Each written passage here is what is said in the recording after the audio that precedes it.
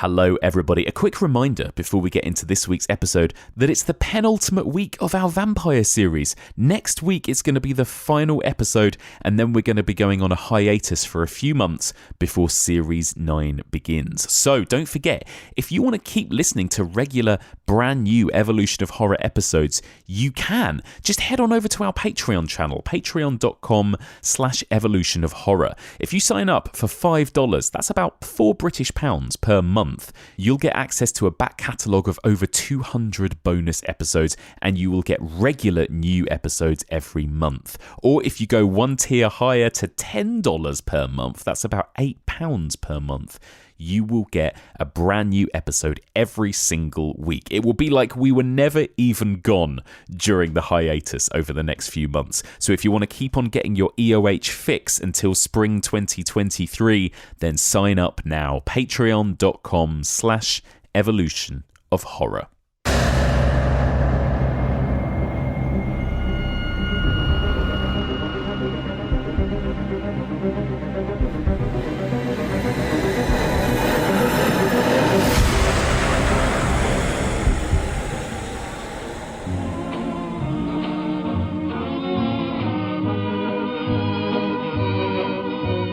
The 2010s saw the emergence of a new generation of talented horror filmmakers who all helped usher the genre into a new golden age.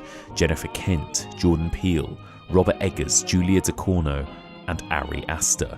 But one particular new horror filmmaker from this decade would go on to become one of the most prolific and successful. Mike Flanagan burst onto the horror circuit in 2011 with his low-budget horror Absentia, and then went on to have several successes within the genre over the next few years. Movies like Oculus, Ouija Origin of Evil, and Hush proved he was able to make truly scary movies about characters that audiences cared about and rooted for. In 2017, Flanagan defied expectations by successfully adapting a Stephen King novella previously thought of as unfilmable, called Gerald's Game. He then defied expectations again by creating a fresh and original adaptation of Shirley Jackson's The Haunting of Hill House. But in 2019, he achieved the seemingly impossible. He adapted Stephen King's own sequel to The Shining called Dr. Sleep. Flanagan's film somehow felt like it both successfully followed up King's original novel and Stanley Kubrick's 1980 film.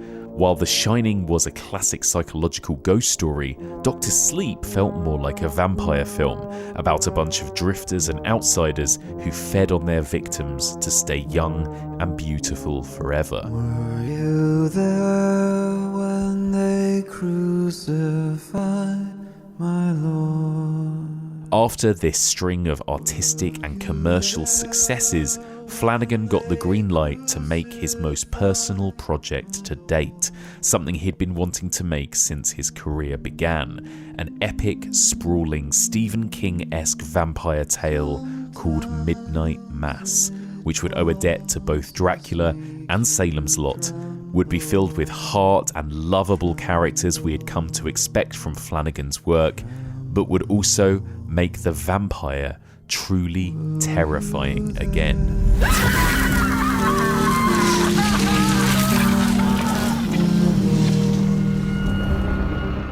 Join me as we conclude our journey through the evolution of the vampire, and we discuss two Mike Flanagan masterpieces, Dr. Sleep and Midnight Mass.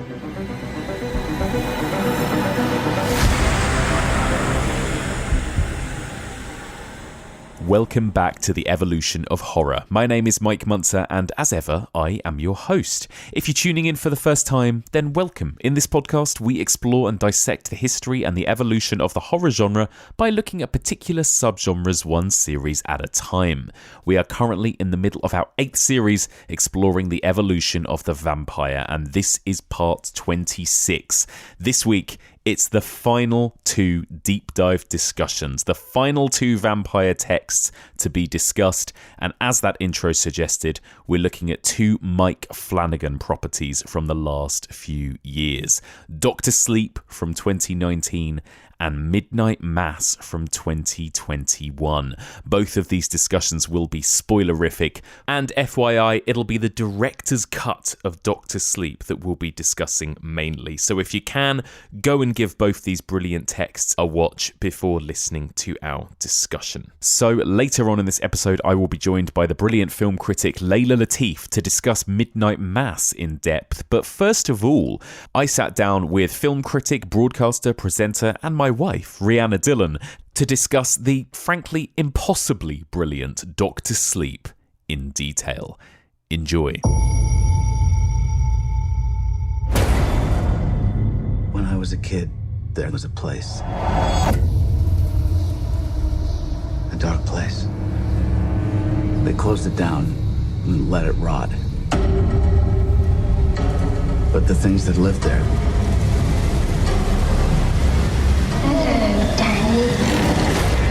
they come back.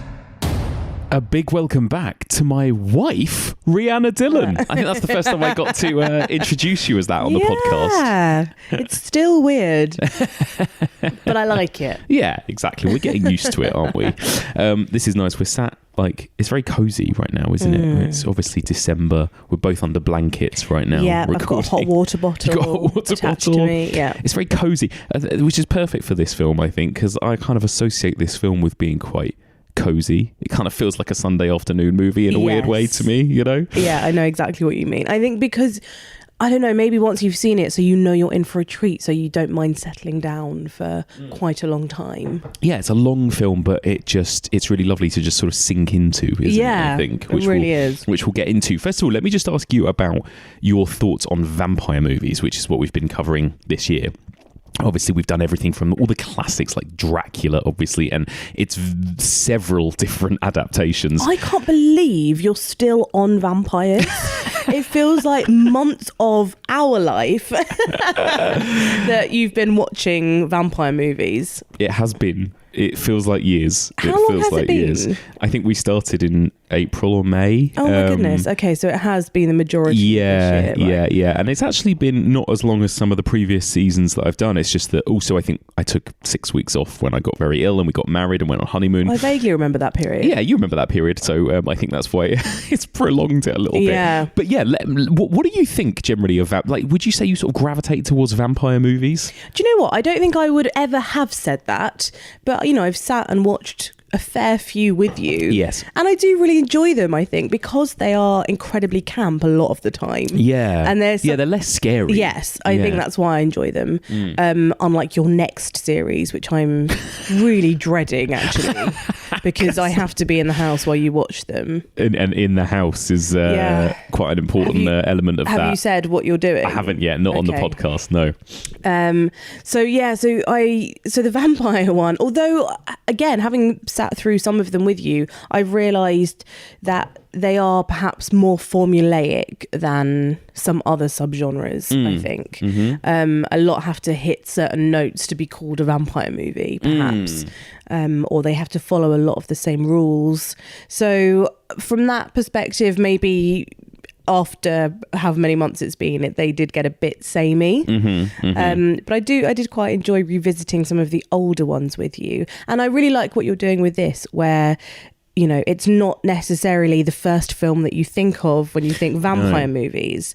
And so this is kind of breaking the mold a little bit, which I enjoy. So let's talk about Dr. Sleep. So this film came out in 2019, based on the book, obviously, by Stephen King, which he published in 2013 and was his sequel to The Shining. And I think what's really interesting is that it is a very, very different story to The Shining. So obviously this takes place decades after the events of The Shining, we've got the character of Danny, who was the little boy, obviously in the original, is now grown up, played by Ewan McGregor, and he still has this power that he called The Shining from the original, where he can kind of see things that haven't happened yet. He can communicate with other people that can shine without actually opening his mouth to talk. He can see visions of things, and he can see things that happened a long time ago.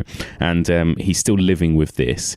And so we kind of follow him as an adult, and he's kind of struggling with addiction and trauma and all these other things, right? And then we've got these other kind of threads happening at the same time. We've also get introduced to this character of Rose the Hat, played by Rebecca Ferguson. I love Rose the Hat. I know, so good. We'll talk about Rose the Hat, character. who is introduced in the opening scene of the film as brutally murdering a child, along with a group of other kind of similar people to her, and I think they're all called the something Knot, aren't they? I can't remember what they're, the True Knot. Yeah, I think they're Knot. called. They're all called the True Knot, and there are this sort of group of people who have similar powers to Danny, but they also feed on people with powers, don't they? They sort of murder them and suck their energy, and this is where the kind of vampirism comes into it. They kind of feed off them and suck their energy in order to stay young forever and live forever, or live for a very long time at least.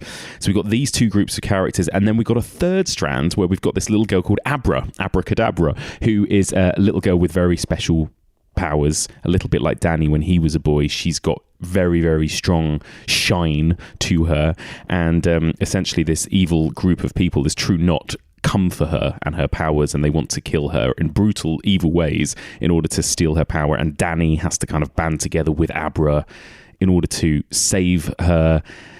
It also ties into the Overlook Hotel, and we end up back in The Shining at the end and everything, which we'll go into. So it's quite a big, sprawling story, isn't it? It's definitely got acts too. I mean, I know it has chapters, yes, but it also seems to have acts, right? Which I guess a lot of films do, that kind of 3-act structure, but these are so obvious. Yes. So divided. And because all the characters are divided as well, we don't see them really come together very often until right near the end. No, it's interesting.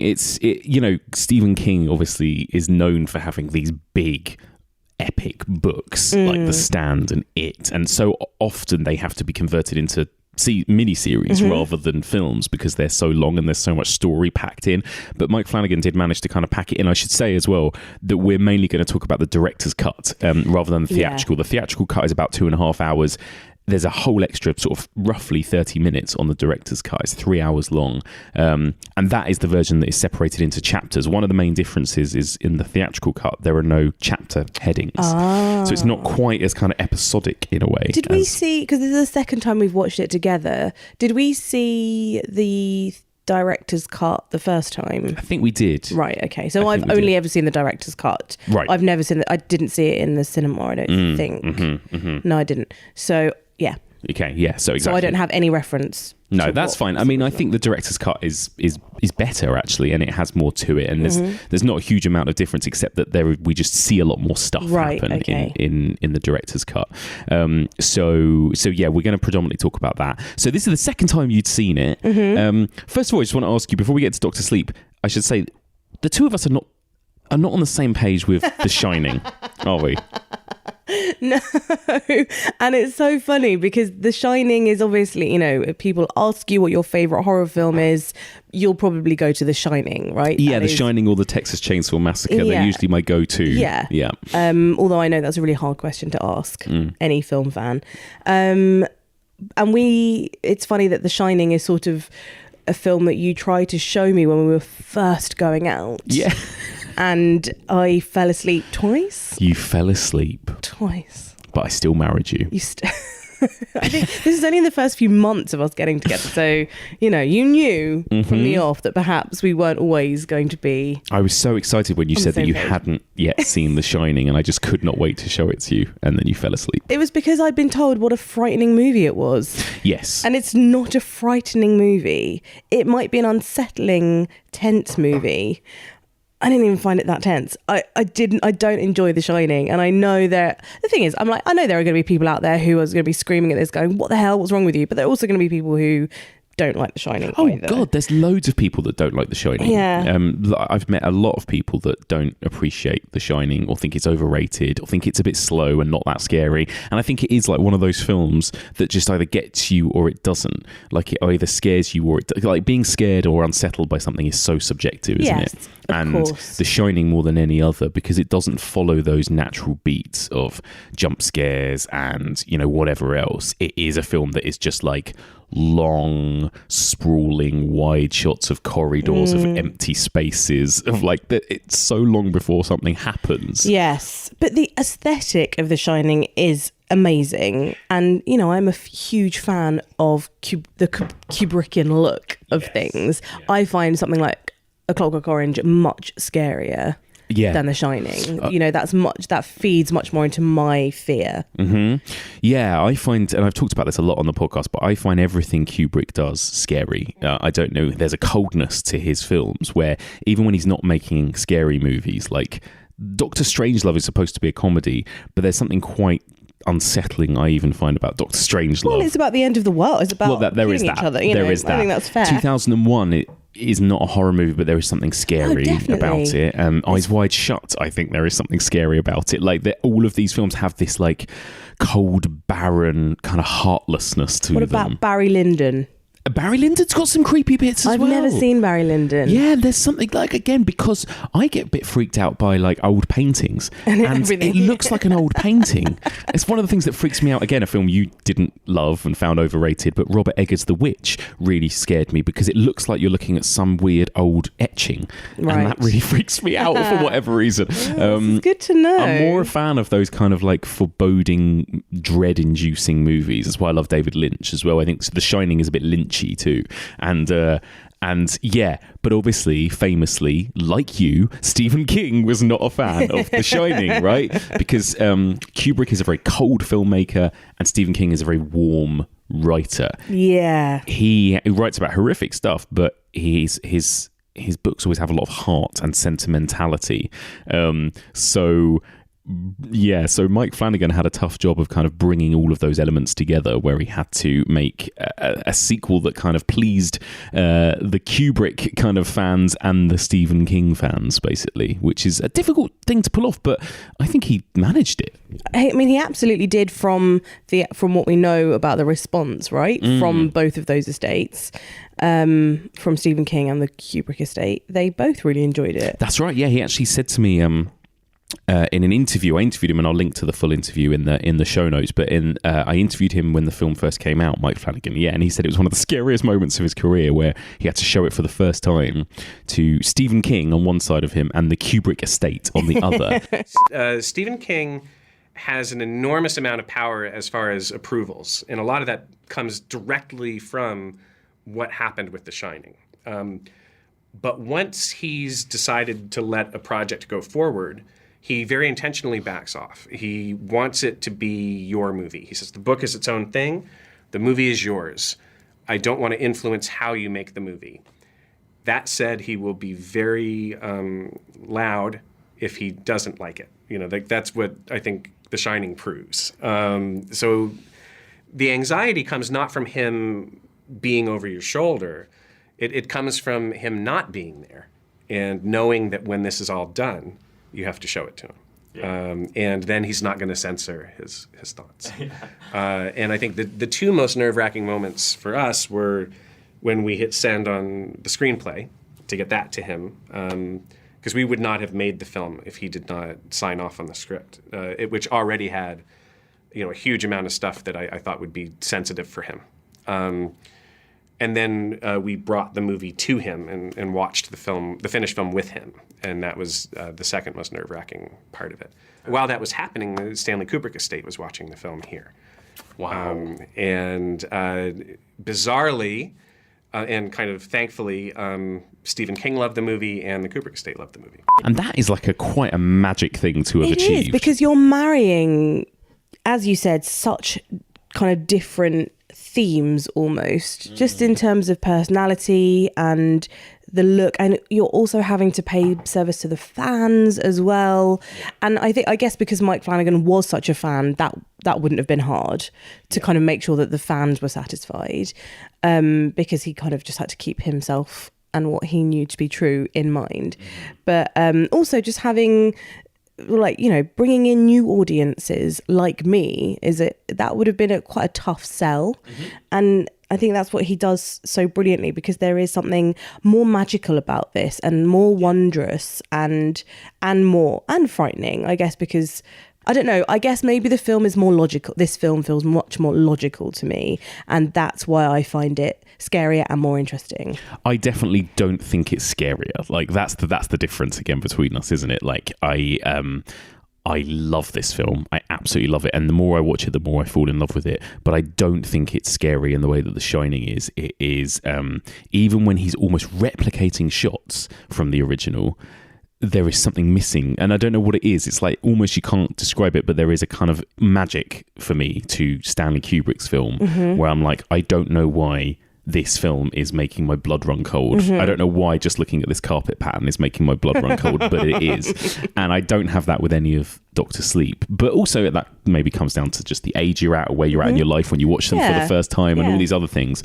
But I think there is inherently just that warmth. I think that one of the things you probably enjoyed more about this, and that a lot of people do, is that it actually has characters and relationships. You know, in The Shining, you've got Jack Nicholson, Shelley Duvall and Danny Lloyd, who just talk a bit like robots, and everything is a bit awkward and paused and weird, and they're a bit statuesque, and there's no warmth and humanity almost between these family members, you know, and whereas this is just filled with warmth and humanity. I think even amongst the villains, even amongst the true Knot, there is a kind of love and warmth, isn't there? So that's the thing. There's such a respect for each other, you know, and that's something that, because they're kind of called a cult, right? And they do have a leader in a sense, but actually that does seem to change a little bit throughout.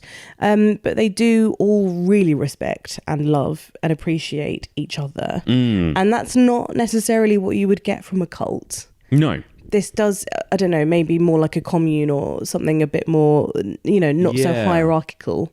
Yeah, that's true. Yeah, it's even different to what we'll see in Midnight Mass a couple of years later, isn't it? Yeah, it's true. And that I think is perhaps why there's a longevity about this, in that we are quite happy to kind of stay with the true Knot for extended sections, because we're just watching how they interact. It's not just, all right, she's in charge and everyone else kind of bows down to her. There's so much more depth to it, to the relationships, than that, and we're still figuring that out right up until the end, right up until, you know, like The Crow, for example. His relationship with Rose the Hat is really interesting, and I've never quite figured out how much is sexual, how much is just kind of platonic love, friendship, respect, you know. I find that really interesting. Yeah, it is. So it's got so much of that kind of humanity at the heart of it, I think, doesn't it? And that is the thing that Mike Flanagan is so well known for, and again can be criticised for. So you've seen like a few of his recent TV shows, Bly Manor, Midnight Mass. You watched some of Haunting of Hill House, right? I found that a bit too scary. Yeah, it's scary. And the thing that I love about Mike Flanagan, and he is such a good fit for Stephen King. He made Gerald's Game, of course, which is Stephen King. Which I've never seen you so scared in a film as Gerald's Game. I've never been so scared in a film as Gerald's Game. He is amazing, just like Stephen King is, at creating really scary images, but also so much heart and characters that you love and care about. And sometimes he pushes that too far. I know with Bly Manor, it goes into sentimentality quite a lot. Does it? But that was probably my least favourite of his, actually. I think it is for a lot of people. But again, the images of it have really stayed with me. He kind of does tread that line. Yeah, and you know, people said that about the ending of Hill House as well. But when he gets that balance right, like I think Midnight Mass pretty much gets it right. I think it's like one of the best filmmakers out there in the horror genre, because I think he gets that horror should be about empathy. It should be about caring about the people in order to feel scared for them, basically. And he spends so much time with his characters, and he uses his same troupe of actors for most of his films and shows. And you care about all of them. Well, I do, Yeah, and I think sometimes it does work really well. Sometimes it doesn't always. And I think using that same troupe can be genius, actually, because you I guess you feel that respect coming through, and you trust in that. You trust that they're all going to be doing a great job for their director and vice versa. So I don't think it always works when they're miscast, and I think I had that issue with Bly Manor a little bit, where I'm like, didn't need to be that person, and then you've just brought them in because it's one of your faves. I feel like Henry Thomas is one of those actors who's in pretty much every Mike Flanagan project, and I think sometimes he's brilliant and sometimes he's really not brilliant. So I think that's where I start to lose a bit of faith in Mike Flanagan, because I think you haven't gone on who the best person for the role is. You've gone on sentimentality, who you like working with. Fair enough. But that doesn't, I think that's something that I can be quite critical of. Yeah, definitely. And sometimes the performances can be a bit awkward. Accents can be a bit awkward. I think that was one of the problems with Bly Manor. Stop making your Americans do English accents. They cannot do it. And in this film, he's got a Scottish man playing an American. So let's talk about Danny Torrance in this movie and Ewan McGregor of all people playing him. It's funny, isn't it? Yeah. Are you a fan of Ewan McGregor generally? I do really like Ewan McGregor. I think he's great. And I just watched Pinocchio, where he plays Jiminy Cricket, Sebastian J. Cricket. And his own accent. And actually, he's got such a great voice. I mean, it's very, a distinguishable voice, but it's a great voice. So when he's in something like this, not doing that voice, it feels like a lesser version somehow, which is a bit of a shame. I guess when you grow up with him in Trainspotting, or in Moulin Rouge or whatever, you kind of fall in love with Ewan McGregor for who he is in those performances. I think he's excellent as Dan Torrance. I just wish he hadn't done the accent, because it is distracting. It's funny, maybe it's because I'm British, but you've noticed it more than me, but you're always better at noticing this kind of thing than me. That never bothers you ever. No, it doesn't bother me. Actually. No, I think as long as the writing is good and the performance is good, generally, then the accent I can usually get over. Yeah. And I think I did get over it. I think initially I was like, oh, and then actually it's fine, because he is good in it. It's not overplayed. What do you think of Dan Torrance then? And because it's quite dark, isn't it, where we find him at the beginning of the film? We get this considerable chunk of the story at the beginning, set in I think 2011, before we jump to the present day, where he is just at rock bottom basically with his addiction, and it's some pretty dark stuff that we have to go through with him at the beginning, isn't it? And it's interesting that is how the film starts, and it's really interesting that it's Ewan McGregor playing that role, because of course, as I said, it does take you back to Trainspotting. You have a baby who has died next to its mother, who is also... Yeah, that's true. I never really thought about that. I just saw so many parallels. Yeah. There's a bit where he has to run to the toilet, vomit into the toilet. Very Trainspotting. Yeah.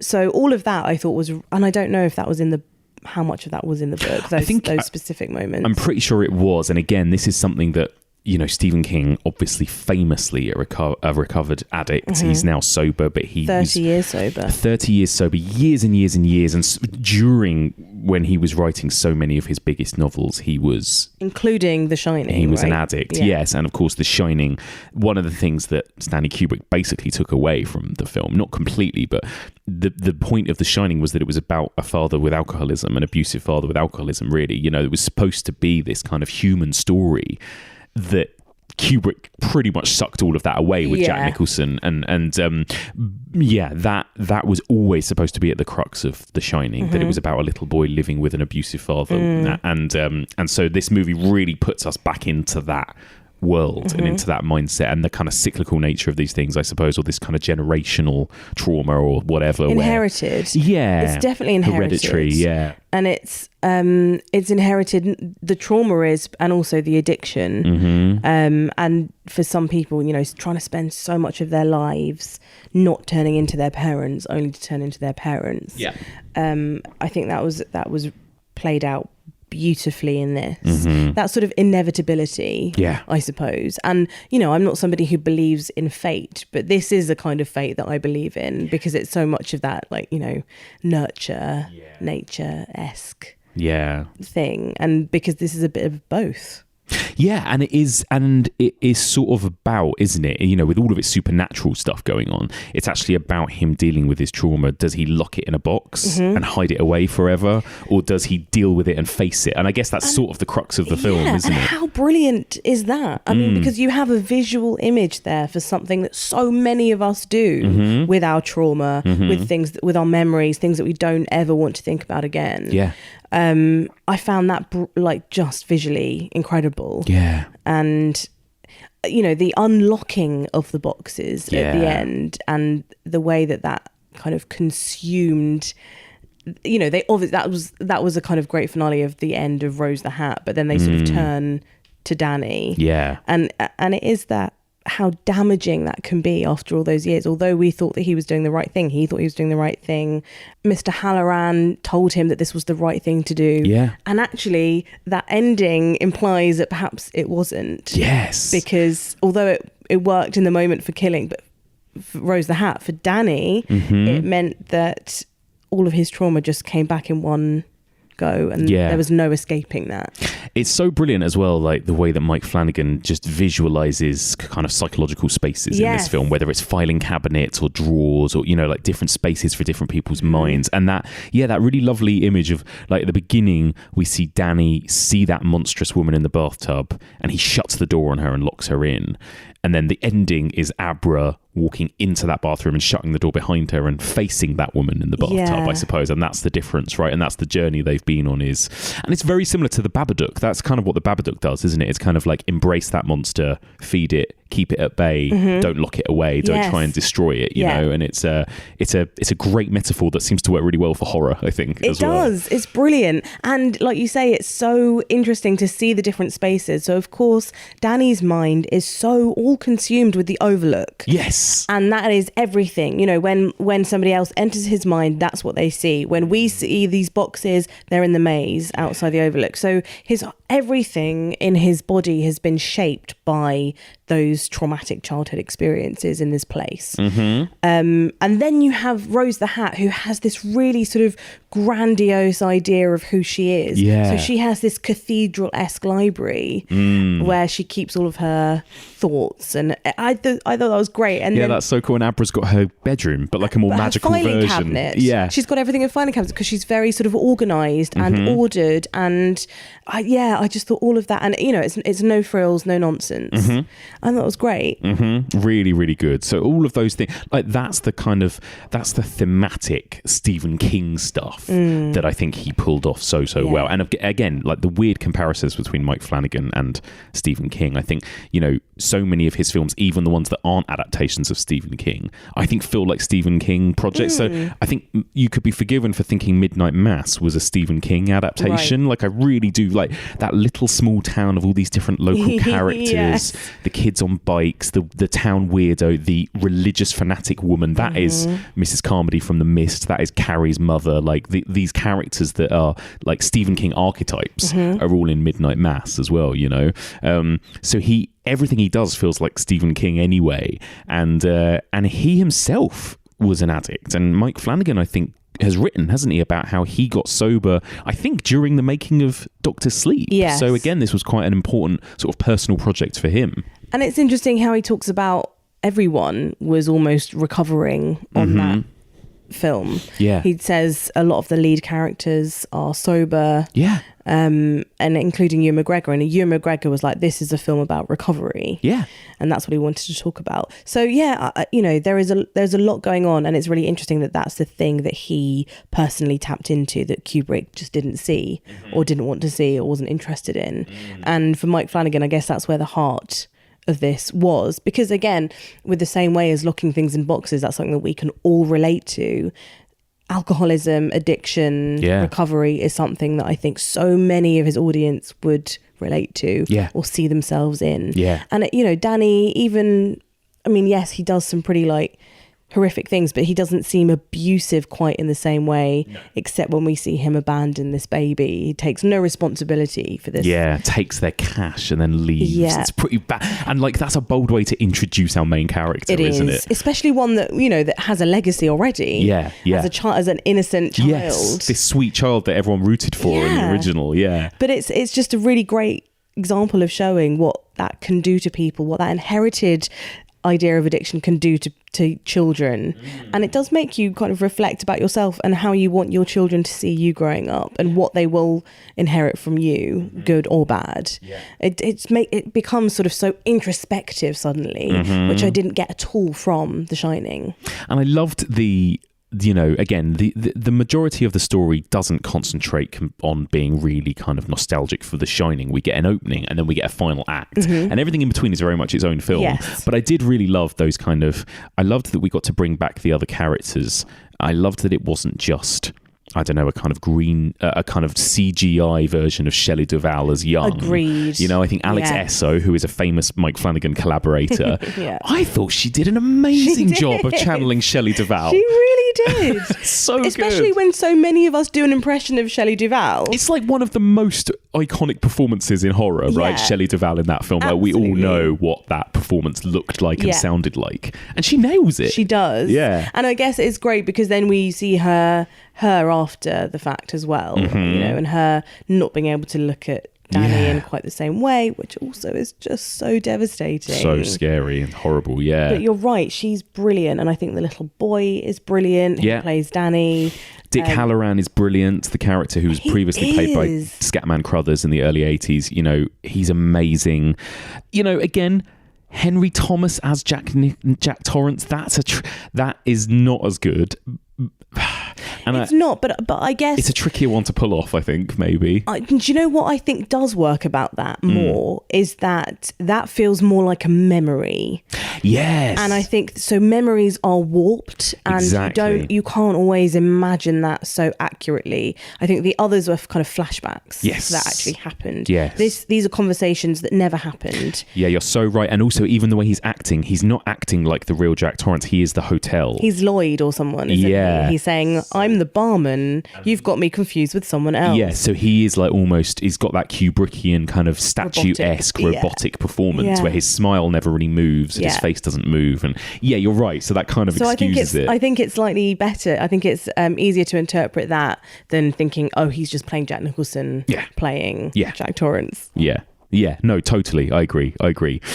So all of those little moments are just brilliant. And then, so we've talked about Danny. Let's talk about our vampires then. Like, you know, because for me, Rebecca Ferguson is the star of this film. She's so brilliant. Yeah. Why is she so brilliant? She's amazing in this. I really like her. Again, holy shit, this film doesn't pull any punches. Like the opening scene, we see her and her group of cohorts murder a child. Later on in the film, we see them really viscerally, brutally murder a child played by Jacob Tremblay. We don't see them murder the first child, but we know that they have.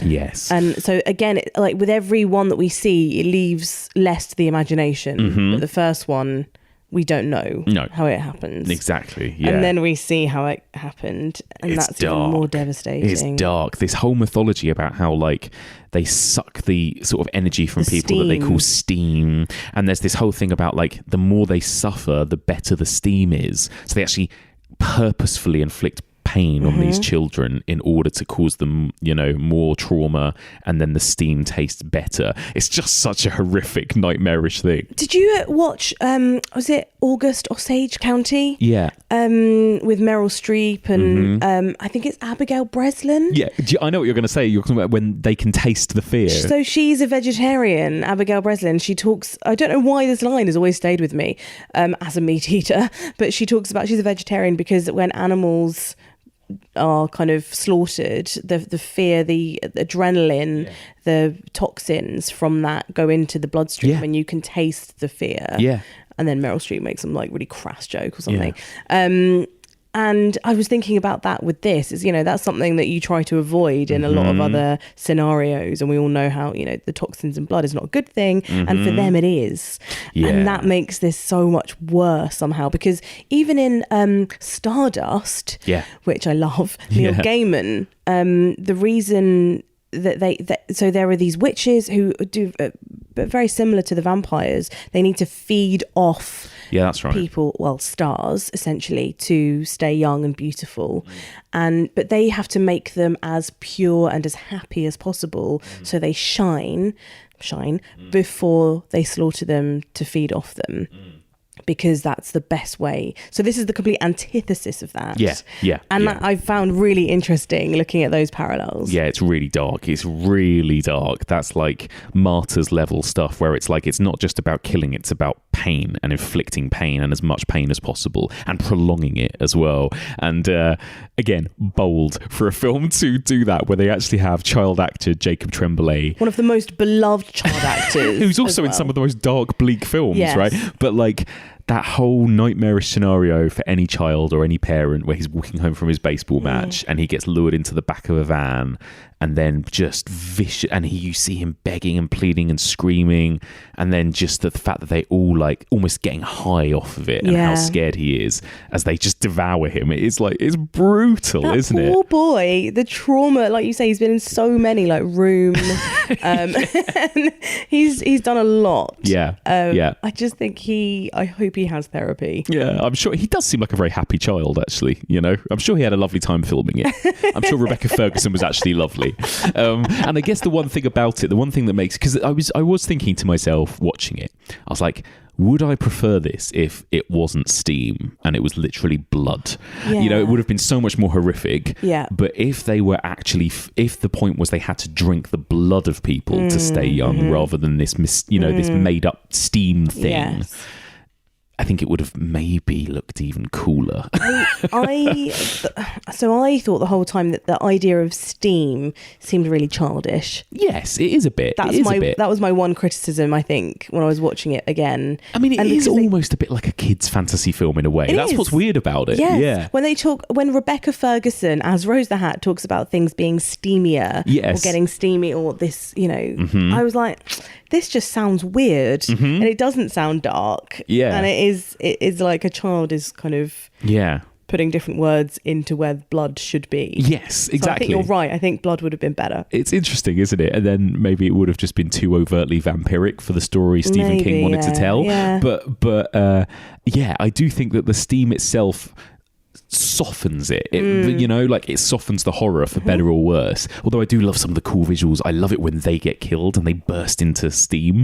Kind of looks like something out of a video game or something, like when they're shooting them all in the woods and they disintegrate and burst into steam. I really love those moments. And they're kind of flashing between where you see the skeleton underneath and it sort of flickers back and forth between them in their body as a skeleton, and cool. Then getting their faces turn more skeletal. Because I mean, this is where we link to the idea of vampirism, because like, they're not traditional vampires. They don't have fangs. They don't drink blood.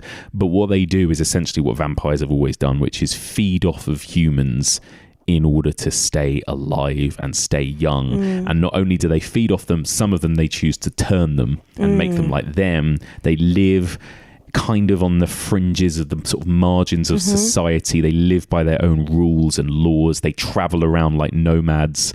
It's very like Near Dark. That's it. That's the film. Because even one of the, you know, the first girl that we see them turn, Snake by Andy, who kind of cuts her victims in the face.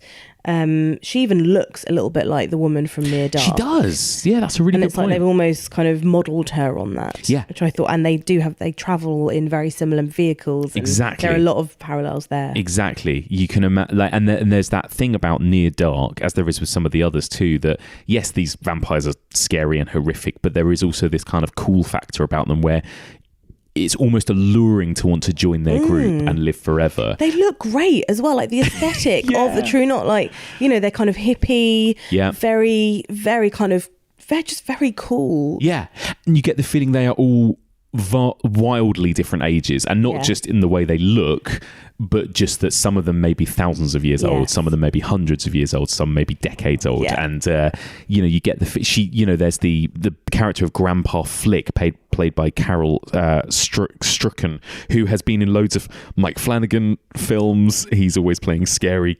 characters. Loads of David Lynch. She played Lurch in The Addams Family, that incredibly tall guy with that very distinctive look. And there is a scene when he dies in this, and she says, "Oh, you've seen empires rise and crumble and blah, blah, blah, blah," to make it feel like he's been around forever, basically. Yes. Rose the Hat, I think what's so brilliant about Rebecca Ferguson's performance, don't you think, is that she's so young and sexy and cool, but also sometimes she talks like an old lady. Like, she calls people dear, and like, you do get the feeling like she's old beyond her years, like a vampire is, you know? Well, when do you think that which era do you think that she's from? I was thinking sort of 60s. I was thinking earlier, like Flapper, like 20s or 30s. Oh, really? Yeah. Interesting. Because there is that vibe to a lot of this film and The Shining too, that kind of like those ballroom dancing and Flapper Girl. I don't know, like I always get that impression from her for whatever reason. And then Crow, he's a Native American as well, and you get the feeling he's maybe as old as her, possibly older, we don't really know. But yeah, like I love finding out a little bit about all these different people, like you do in a vampire story. I think, you know? Something that another parallel between Midnight Mass and Doctor Sleep is the eyes of the vampires, because they have these shiny eyes. Yes. Which I think is there like a I think there's something in Star Trek. There's like a little alien in Star Trek. I love who that your has references are like Stardust, Star Trek. Has these tiny little beady shiny eyes, and it just reminded me of that a little bit.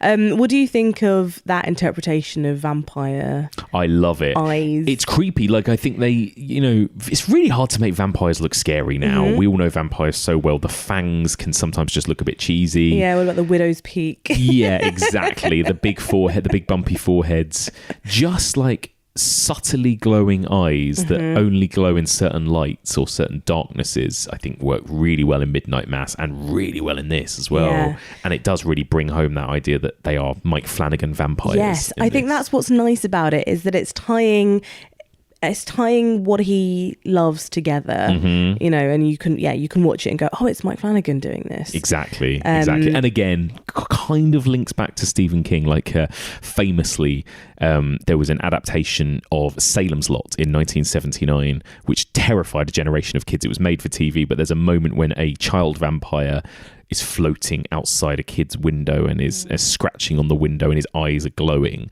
And there is something of Dr. Sleep about that, like floating outside the window and the glowing eyes and everything. So it does feel like, again, Dr. Sleep and Midnight Mass are sort of drawing on Salem's Lot a little bit, and Stephen King in general, Yeah. I really like that aspect of them. And again, I think it's really good they didn't overplay that they looked like other. No. Ever. Really, No, other than the from fashion. So they all have different roles in the True Knot, and some are really obvious. We find out what they are. So the Crow seems to be tasked with kind of finding and hunting down new either prey or people to turn. That seems to be very much his job. Like, he finds Snake by Andy. But then I didn't understand what his actual power was. No. And that was something for me. I love finding out all of that detail. Yeah. I really like hearing about the different powers that, like, the Shining, the people with the Shining have. I know. You can imagine this had this been a Netflix TV show. Yeah. It's like each one of them would have had their own flashback episode to their origins and their powers. They would have done. Right? That's so true. Which I would so be up for. Yeah. But yes, we don't really get time for it in this film. No, we don't. And I do think that's a shame, because that's some of my favourite things about kind of learning about Abra, for example, is learning everything that she can do. And it's sort of like telekinesis, telepathy. What else can she do? Yeah, because it's all, and that's the thing, even with Danny, is that quite vague. The Shining is vague. Yeah. Like, Dick Halloran kind of explains it in The Shining, where he sort of goes, you can see things that happened a long time ago, and that's why he sees the two dead girls in the corridor, because they were murdered years ago. You see things that haven't happened yet, so he will see like room 2 or the word red rum on the door, which hasn't happened yet. Or he can talk to people without talking. So him and Dick Halloran speak to each other and communicate. So it's kind of a mix of all these different things. And so does everyone have a mix of these things, but just some more intensely than others? Yeah. And like, the little boy... I mean, for example, Rose the Hat can't be hypnotized in the same way because Snake by Andy tries to hypnotize her and she's like, nope. Well, I think what I got the feeling with Rose the Hat is that she can do all of these things, right? She can do everything that everyone else can do, but better, apart from Abra. Like, she can find people, she can communicate with people, she can block power. I suppose they're all a bit like Professor X to different extents, aren't they? It's kind of about mind control. Yeah. And Professor X can kind of do everything in that regard. And I suppose he can, and Danny does this, jump into other people's bodies and communicate through them. Yeah, exactly. And this is where it kind of almost does feel like a sort of superhero film, doesn't it? When we get to this what did we say stuff. It was like? Freaks? No. Yeah, Freaks, which is not Freaks from the 1930s. No. You're talking about the film from a few years ago, which again, funnily enough, very much felt like a Stephen King film, Firestarter. Yeah. About a little girl with superpowers, and Freaks kind of felt the same as that. Yeah, Freaks, X-Men, Heroes, all those sorts of things where you've got these people that almost have to become outlaws because they've got these powers that other people want to control or restrict or whatever. It definitely has that vibe to it, doesn't it, I think? Yeah. And then you have Abra, who is the little girl who they are hunting as soon as they sort of realise that she is, again, incredibly, incredibly powerful. Yeah. Yeah. Because she's like a radio, right? She taps into the death of Jacob Tremblay's character. Yeah. And that's how they realise that she's there. Yeah. She exists because she's just dreaming. And maybe also because she wanders, she sort of dream walks almost, doesn't she? Or she can do that. So maybe that's just what she was doing one night. Yeah, she seems to be able to do everything, and we get like early scenes of her as a little girl at her birthday party, and she's like levitating things, and she's playing piano while she's in bed, and all these different things she can do. What did you think of Abra as a character? I loved Abra so much. I think for me, it's her and Rebecca Ferguson's film. Yeah. I loved them together. I loved Abra so much because you don't see characters like Abra very often because she was incredibly intelligent. Also always did the right thing really on the whole. Always one step ahead of everyone. And that, for kids, I think often films can be slightly patronizing towards children, and I really enjoyed that this wasn't, and this took her for the incredibly powerful being that she is, and also the sort of childlike. I love that she gets one over on Rose the Hat so early because that just shifts everything, and then you don't know where you are from there on in with their relationship with everyone. You think, because she says afterwards, I set a trap. Yeah. And, to have done that without knowing really what this entity was or what could happen, I thought was incredibly clever. I was slightly upset that it involved another hand degloving. Considering, oh my God. Considering that's what just haunted me about Gerald's game. What is it about Mike Flanagan and hand trauma? Why? It's just the worst thing for me. And I don't know why it is, but it is. Oh, I agree. It's awful. Me more than anything else. It's awful, yeah. Yes, to explain briefly for people that don't know, but it's a sequence in this film where Rebecca Ferguson's character Rose the Hat gets her hand trapped in a filing cabinet by Abra, and as she tries to drag her hand away, it kind of peels all the skin and flesh. Describing it, shut up. And there is something very similar in Gerald's game. Yes, hand trauma is one of the worst, and that's the bonkers thing about this film, is that there is something so wholesome about it at times, and then just some of the most horrific stuff. Really brutal. Like, you had to tell me when I could watch again. Yeah, you had to cover your eyes. I can't watch that. And again, like, what is brilliant, again, Mike Flanagan kind of bringing, and Stephen King, but bringing these things to life that are essentially, that's just a girl lying in her bed and a woman meditating on the roof of her van, right? That's all that scene is, really. And everything is happening in their minds. And that amazing sequence when she flies, and the way Mike Flanagan visualizes it by like twisting and turning the camera around as she flies above the clouds and lands on the street and then goes in through the window, and the way the house and the bedroom turns. Again, it's just like, that is one of my favorite bits of the whole film for me. I loved it so much. Magical, isn't it? Yeah. It's really beautifully done. and especially when she's sort of hovering over the world. Yeah. And you see I guess that's showing the enormity of what she can do. This isn't just sort of like hopping a few streets over. This is going across America. Yeah. And also the whole idea of dream walking is something, well, obviously from horror, but again, it taps into that fantasy. You know, what kid or adult hasn't had that fantasy in one regard or another of just being able to be outside of your body and explore at night? And, you know, so again, as you said, this is like a child's sort of magical epic that they can go on. And the fact that Abra actually can do that as well is I love it. Yeah, it's so good. Those are some of my favourite bits in the whole film. And when when Rose the Hat is kind of walking through the supermarket and then Abra jumps into her body and all of that, it's really cool. I love the little visual motif of her and Dan communicating via his blackboard wall as well. We get that amazing moment where she writes murder on it and he's looking at it in the mirror, so it says Red Rum, so it's a reverse of what we got in the first film. It's just so clever and so visual and creative and except scary. Abra would know not to put her R's backwards. I'm just saying. Well, that's true. It was very convenient that the R's were backwards again, I know. Yeah, I mean, you know, she's a very intelligent teenager at this point.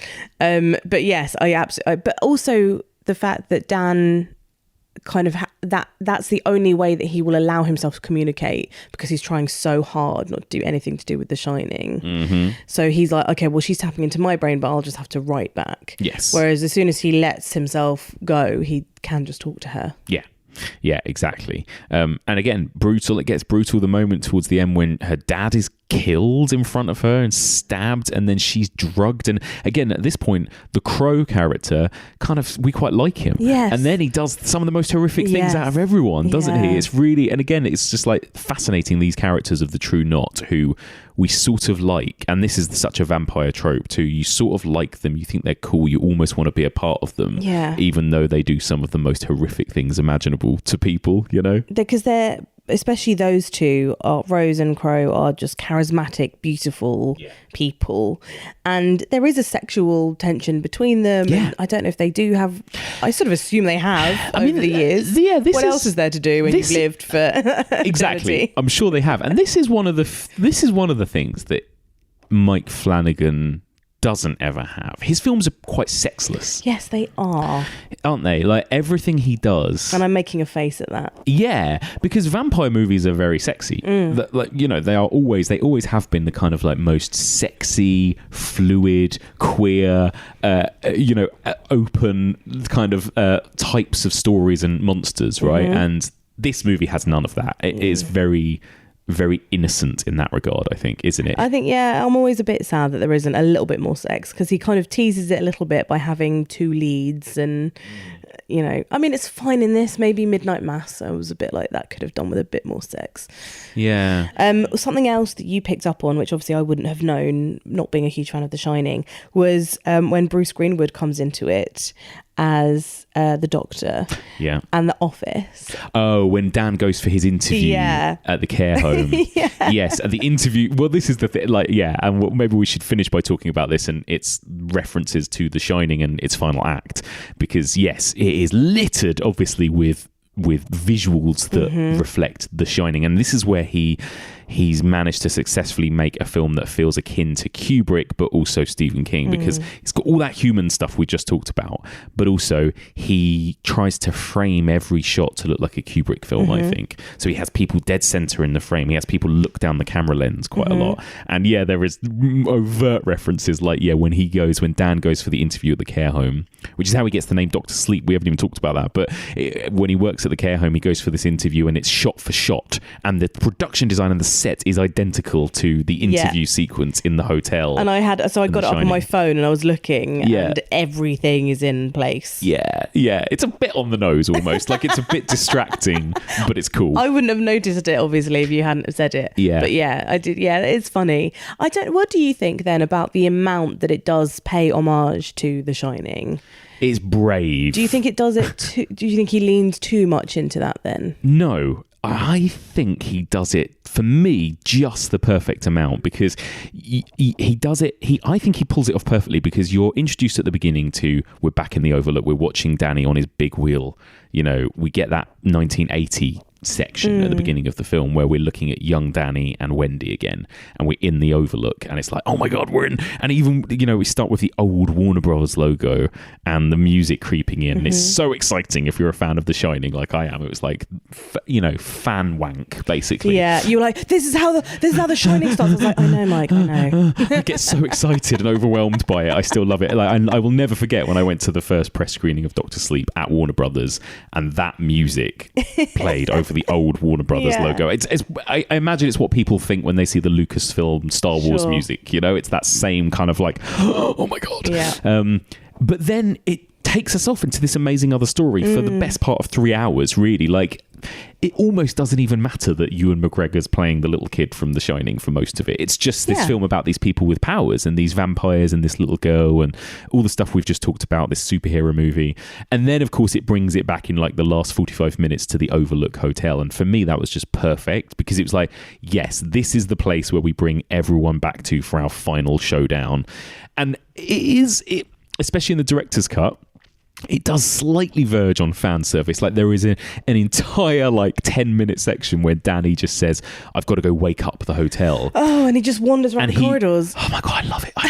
I could have watched that for 20 minutes more. I went for a wee at that point. Oh, it's just, I was like, shout if anything happens. All he does is just walk from room to room, and he goes into the room with the boiler and he fires it all up, and there's the radio, and then he goes into the ballroom and the bar and he has the chat with his dad, and then he walks through the corridors where he saw the little girls. He goes into room 237, and there's the big room with the typewriter and the big set of stairs, and Mike's making a sex face right now. Oh my god, I love it so much.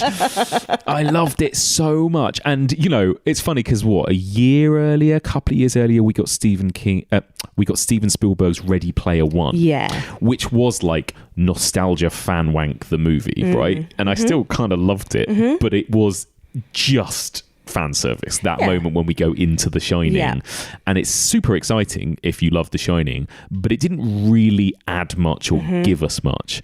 Whereas for me, this still works because it is about this character returning to the place of his original trauma, the place that he's been living in his mind for his whole life, and literally trying to run away from. And literally facing his demons again. So it worked for me, I think. And even those little touches that didn't quite match the original, like you said, it works because it's a memory for him as well. So yeah, I loved it. Absolutely loved it. Ready Player One, they have like the crimson wave out of the lift, and that's a really terrifying moment. They have to run away from it, I think. And then in this, they have it again in Doctor Sleep when Rose the Hat comes in. And she just smiles and dismisses it. She's and walks just kind of away. like, huh.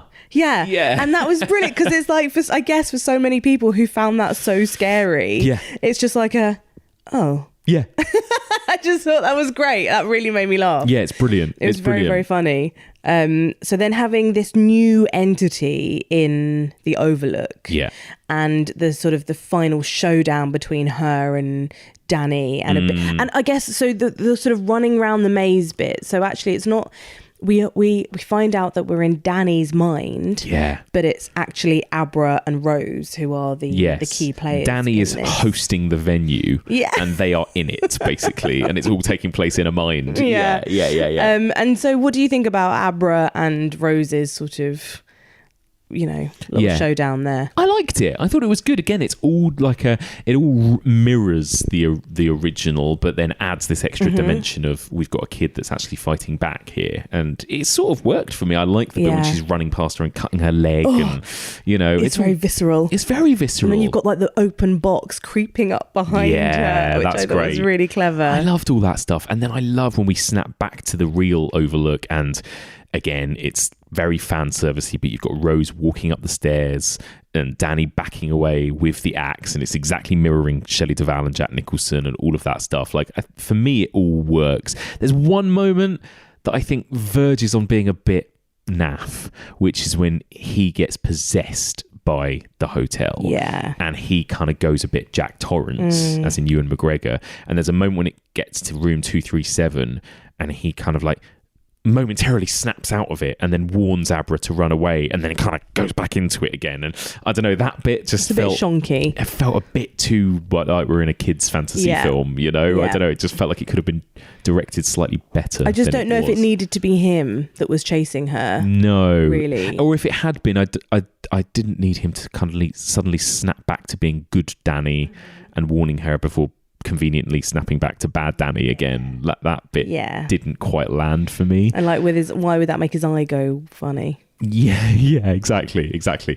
Yeah, but that's a tiny moment in an otherwise epic, ambitious movie that I think pretty much is, for me, is perfect almost. Yeah, and there you go. And then it sort of ends sort of bittersweet, really, but with Abra sort of having control of her power, I suppose. One thing I don't understand really is if the Overlook was burnt and they sort of essentially destroyed all the beings within it because it's the hotel that's haunting everyone, then why is that woman in the bath still there at the end? Yeah, it's weird, isn't it? It's like, and this is the sort of confusing thing about The Shining, and maybe this is where the kind of King Kubrick thing comes into it, is it psychological or is it supernatural? Like, is that just her trauma, her vision, her creating that in her mind almost at the end, that woman in the bathtub? Yeah. Or is it physically an evil ghost that's coming for her? What do you think? Well, I guess it's kind of, I guess they're one and the same thing, really. Like, the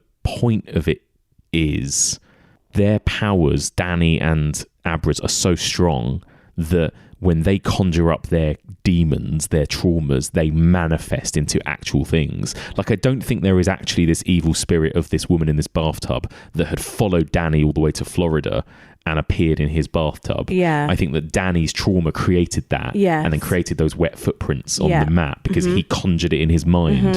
And I guess it's the same with Abra. Like, even though that hotel was destroyed, she still has to live with her traumas and demons. Yeah. So she's kind of created it almost. It's going to live forever as long as she still fears it, I guess. And I guess because that sort of makes sense with why Danny is with her as well, because he's playing the same role that Mr. Halloran did for him, which, you know, is obviously foreshadowed at the beginning when Mr. Halloran says to him, I'm doing this for you and one day you'll have to do it for someone else. Yeah, I know. Really subtly foreshadowed. So I guess that does make sense because, and again, it comes back to the idea of inherited trauma, and it doesn't just need to be inherited through blood. Yes, exactly. It's a shared experience. Yeah. Exactly.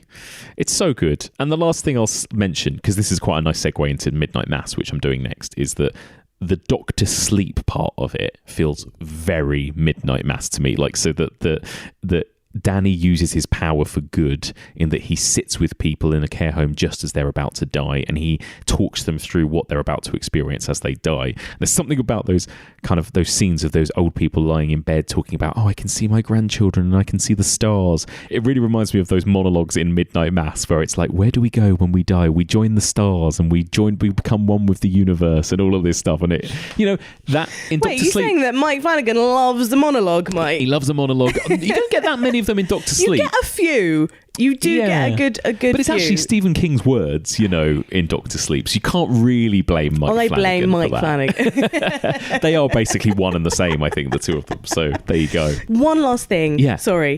Because if we're still drawing parallels between Midnight Mass and Doctor Sleep, is this sort of the AA aspect. So, of course, we've talked about recovery, but we haven't really delved into the idea of AA because that's obviously something that feels incredibly important to Mike Flanagan, especially now knowing what he was going through himself making Doctor Sleep. Yeah. So there is, you know, there are not long portions, but there are portions of the film which are dedicated to AA and what it can do. And there's that sort of incredibly good Samaritan friend of Dan's who becomes his best friend, who just sees a man really in distress and really in need of help, and it changes his life by giving him a job and a place to live and friendship and this group of people, the AA. And of course in Midnight Mass the priest starts an AA with just the two of them.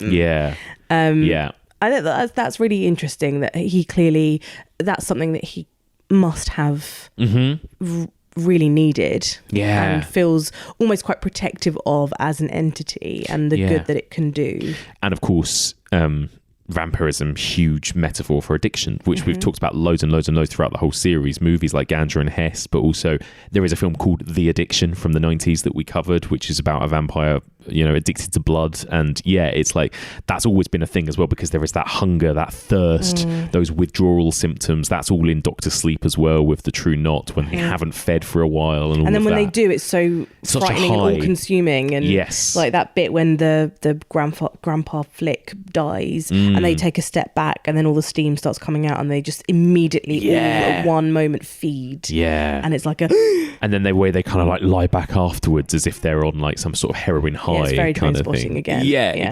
Exactly. Oh, there you go. Well, there you go. So I'm so glad that, like, despite The Shining not working for you, this movie really did. Yeah. You've seen it twice now. I'm glad as well, because it makes me feel like I might have gone up slightly again in your estimation. Oh, as if you could go up any higher in my estimation. I love that we have different film tastes. It makes everything interesting. It does. But I like that every now and then we can meet in the middle with films like Dr. Sleep, which does really kind of meet in the middle of lots of different genres and sensibilities and that kind of thing, which is great. Well, thank you so much for joining me to discuss vampires. Thanks for having me. And I know you can't wait to come on the next series and what we're going to be looking at next series. What are you making me look at? I don't know. You haven't picked your film yet for next series. But until then, tell people where they can find you and more of your stuff out there in the world. I'm still on Six Music, amazingly, every Monday mornings with Lauren Laverne. I am also on 5 Live most Thursday afternoons with Nahal, talking about movies. What else do? I do a podcast called Pod, which is all about kind of being able to grow your podcast or just learning a little bit more about podcasting if you are a podcaster already. So do have a listen to that. Otherwise, I'm just floating about. Just about them floating outside a window like a weird vampire. With shiny eyes. Yeah, exactly. Thank you very much. Bye. A big thank you to the amazing Rhianna Dillon. Now, before we move on to our next film of the episode, let's head over to the final Wild About Horror segment of the series, because Freudian cinephile Mary Wild has plenty of thoughts on Mike Flanagan's Dr. Sleep.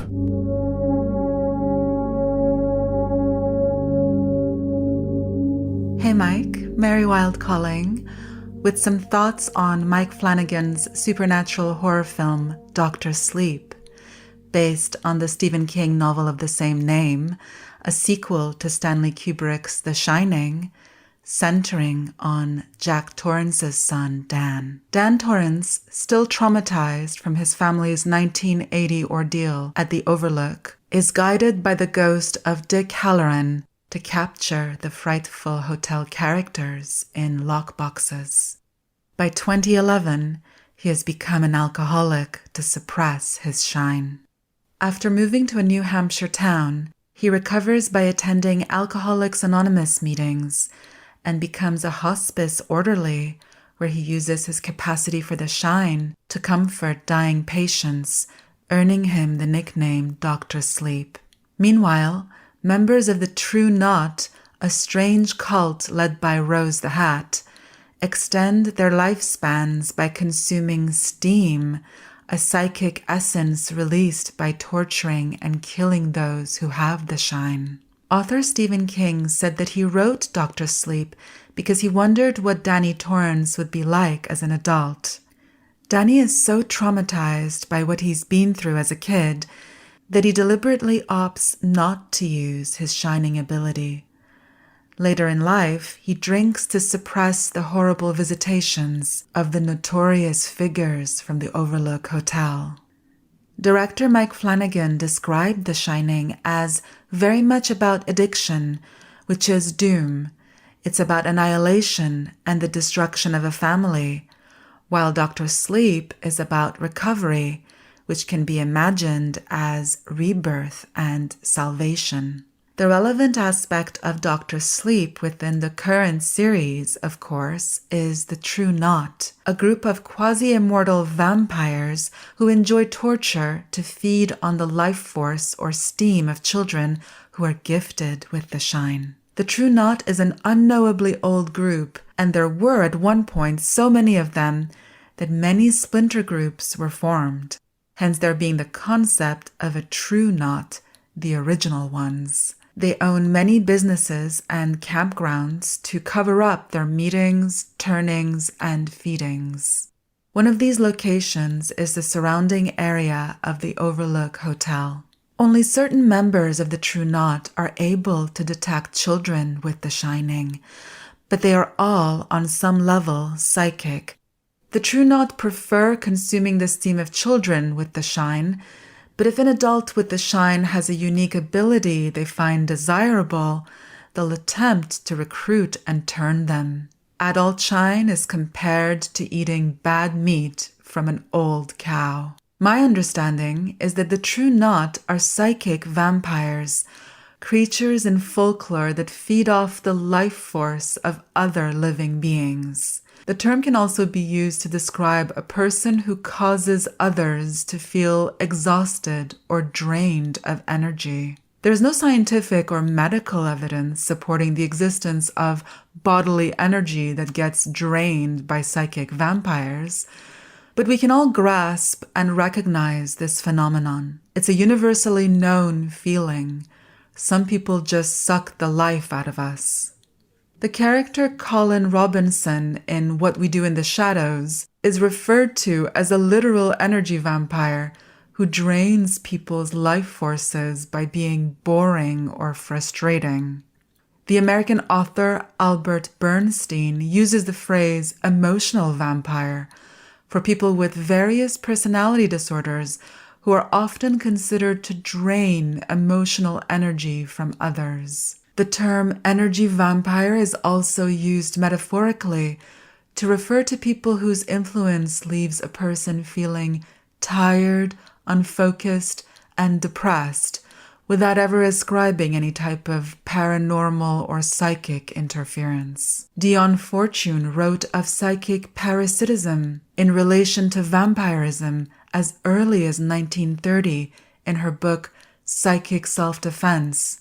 Fortune considered this type of vampirism to be a combination of psychic and psychological pathology, and distinguished between what she considered to be true psychic vampirism and mental conditions that produce similar symptoms. For the latter, she identified folie à deux and similar phenomena.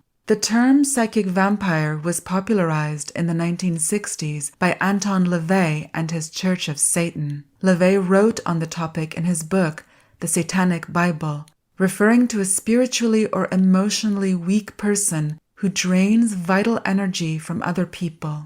The English singer-songwriter Peter Hamill credits the violinist Graham Smith with coining the term energy vampires in the 1970s to describe intrusive and overzealous fans. What makes the True Knot unique is their interest in humans who possess the shine. The shine is a psychic ability to read minds, communicate telepathically with other shining users, see events that have happened in the past, and have prophetic visions about the future. Members of the True Knot are different from conventional vampires because they are susceptible to disease. Being so old, they have not developed immunity to modern illnesses and can contract viruses.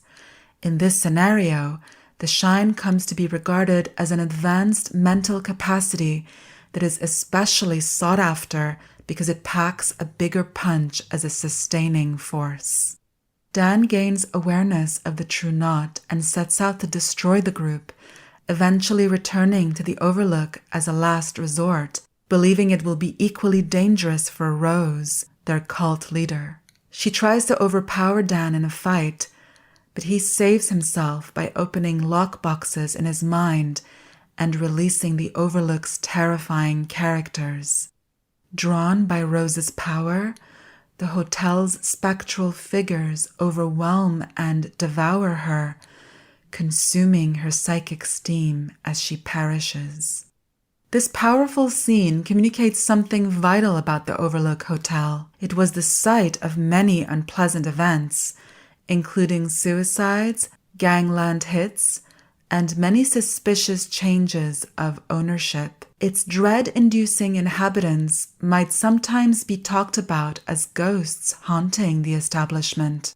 But perhaps it is more theoretically useful to think of them as psychic vampires that drain the life force of the people who survive the trauma of the hotel. Danny is not only a survivor of his father's alcoholic rage and domestic abuse inside Overlook, he is also capable, through the shine, of perceiving the hotel as a liminal space that records and plays back violent events from the past. The Grady sisters, the scary old woman in the bathtub of room 237, the former hotel owner, bloodied, asking, "Great party, isn't it?" and the maniacal axe-wielding Jack Torrance. They all live rent-free in Danny's mind as trauma does, bothering him, intruding on the present moment, maintaining fear and anxiety, dimming his shine, and wasting his cognitive potential. Like the True Knot vampires, Danny's demons feed on his tortured condition, sustaining themselves on his perpetual mental distress. Growing up, Danny learns to store away childhood trauma, literally being incapable of speaking about the concerning events that took place, and later as an adult depending on alcohol to numb himself and escape the tyranny of his demons. It is only in the final act of Dr. Sleep where Dan releases the Overlook characters from their neatly compartmentalized lockboxes and directly confronts the source of his fear that he finally is able to process the stranglehold of the past, driving an allegorical stake through the heart of trauma in order to overcome it. Before signing off, I want to thank Evolution of Horror listeners for sharing amazing feedback with me on the Wild About Horror segments. Your positive comments mean the world to me. I've loved analyzing vampires through a psychoanalytic lens and look forward to returning in the next series, focusing on horror elements of the home. Until next time.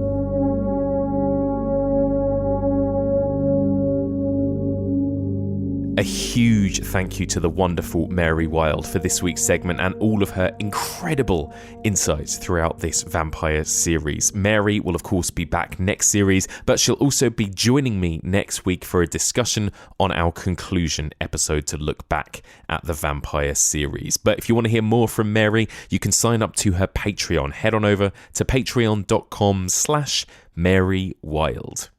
Okay, it's time to head into the second half of this week's epic episode. We are now going to be talking about the final vampire text of the series, Mike Flanagan's Midnight Mass from 2021. This will be a spoilerific discussion. We'll be discussing the entire series, including its ending. So joining me to discuss Midnight Mass, she is a longtime friend of the pod. She was last here in our Alien series discussing Annihilation with me, and she's back. Film critic, writer, journalist, presenter, Layla Latif. Hi, Layla. Hi, how are you? I am very good, thank you. How are you doing? Still hungover from the biffers. But, Yep. Yeah.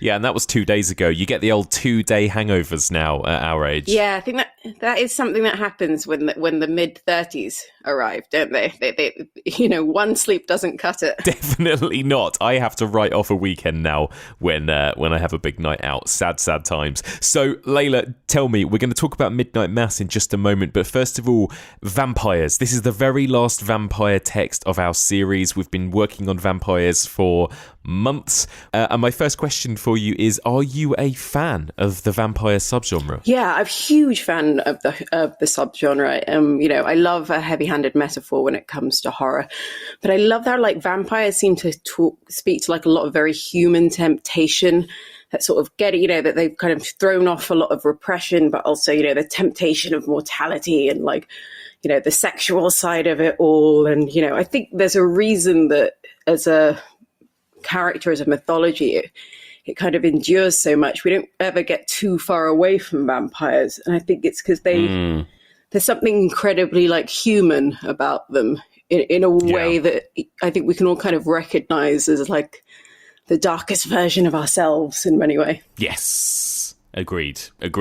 Well, we are here to talk about, and I think what's really interesting as well is that, like, we've talked about a lot of vampire stuff over the last decade or two, and it does feel like it kind of shifted slightly, especially around Twilight onwards. Things kind of shifted slightly out of kind of scary horror and more into kind of other genres in a way. And then we had all these kind of cool indie movies like Only Lovers Left Alive and, you know, that kind of thing. Comedies, obviously, with What We Do in the Shadows. But it feels like Mike Flanagan now is kind of bringing it back to being maybe a little bit scary again, right? And so here we are at 2021's Midnight Mass. Is this the place we used to love? Is this the place that I've been dreaming of? I know you struggled with what happened. With what I did. Yes, with what you did. But help is here. A simple thing. Where have you gone? Good morning. I know I'm not who you expected to see. Just know I'm only here to help, and I look forward to meeting you all.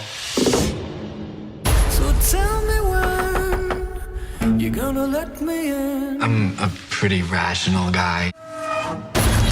Something's happening here. You're gonna let me in. We are living in a miraculous time. You're gonna let me in. You're gonna let me in. I think I'm crazy. I mean, what's a little crazy between friends, right?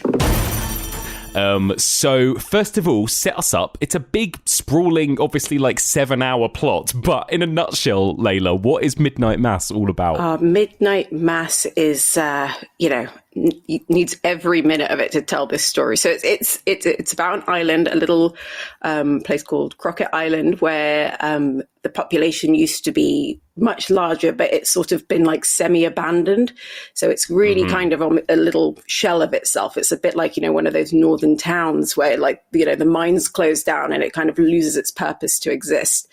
So we start the show with a man who has grown up on Crockett Island and gone and, you know, made a success of himself, but is an alcoholic and gets into a terrible car accident where the other person dies. He goes to prison and then he returns to the island as the sort of prodigal son.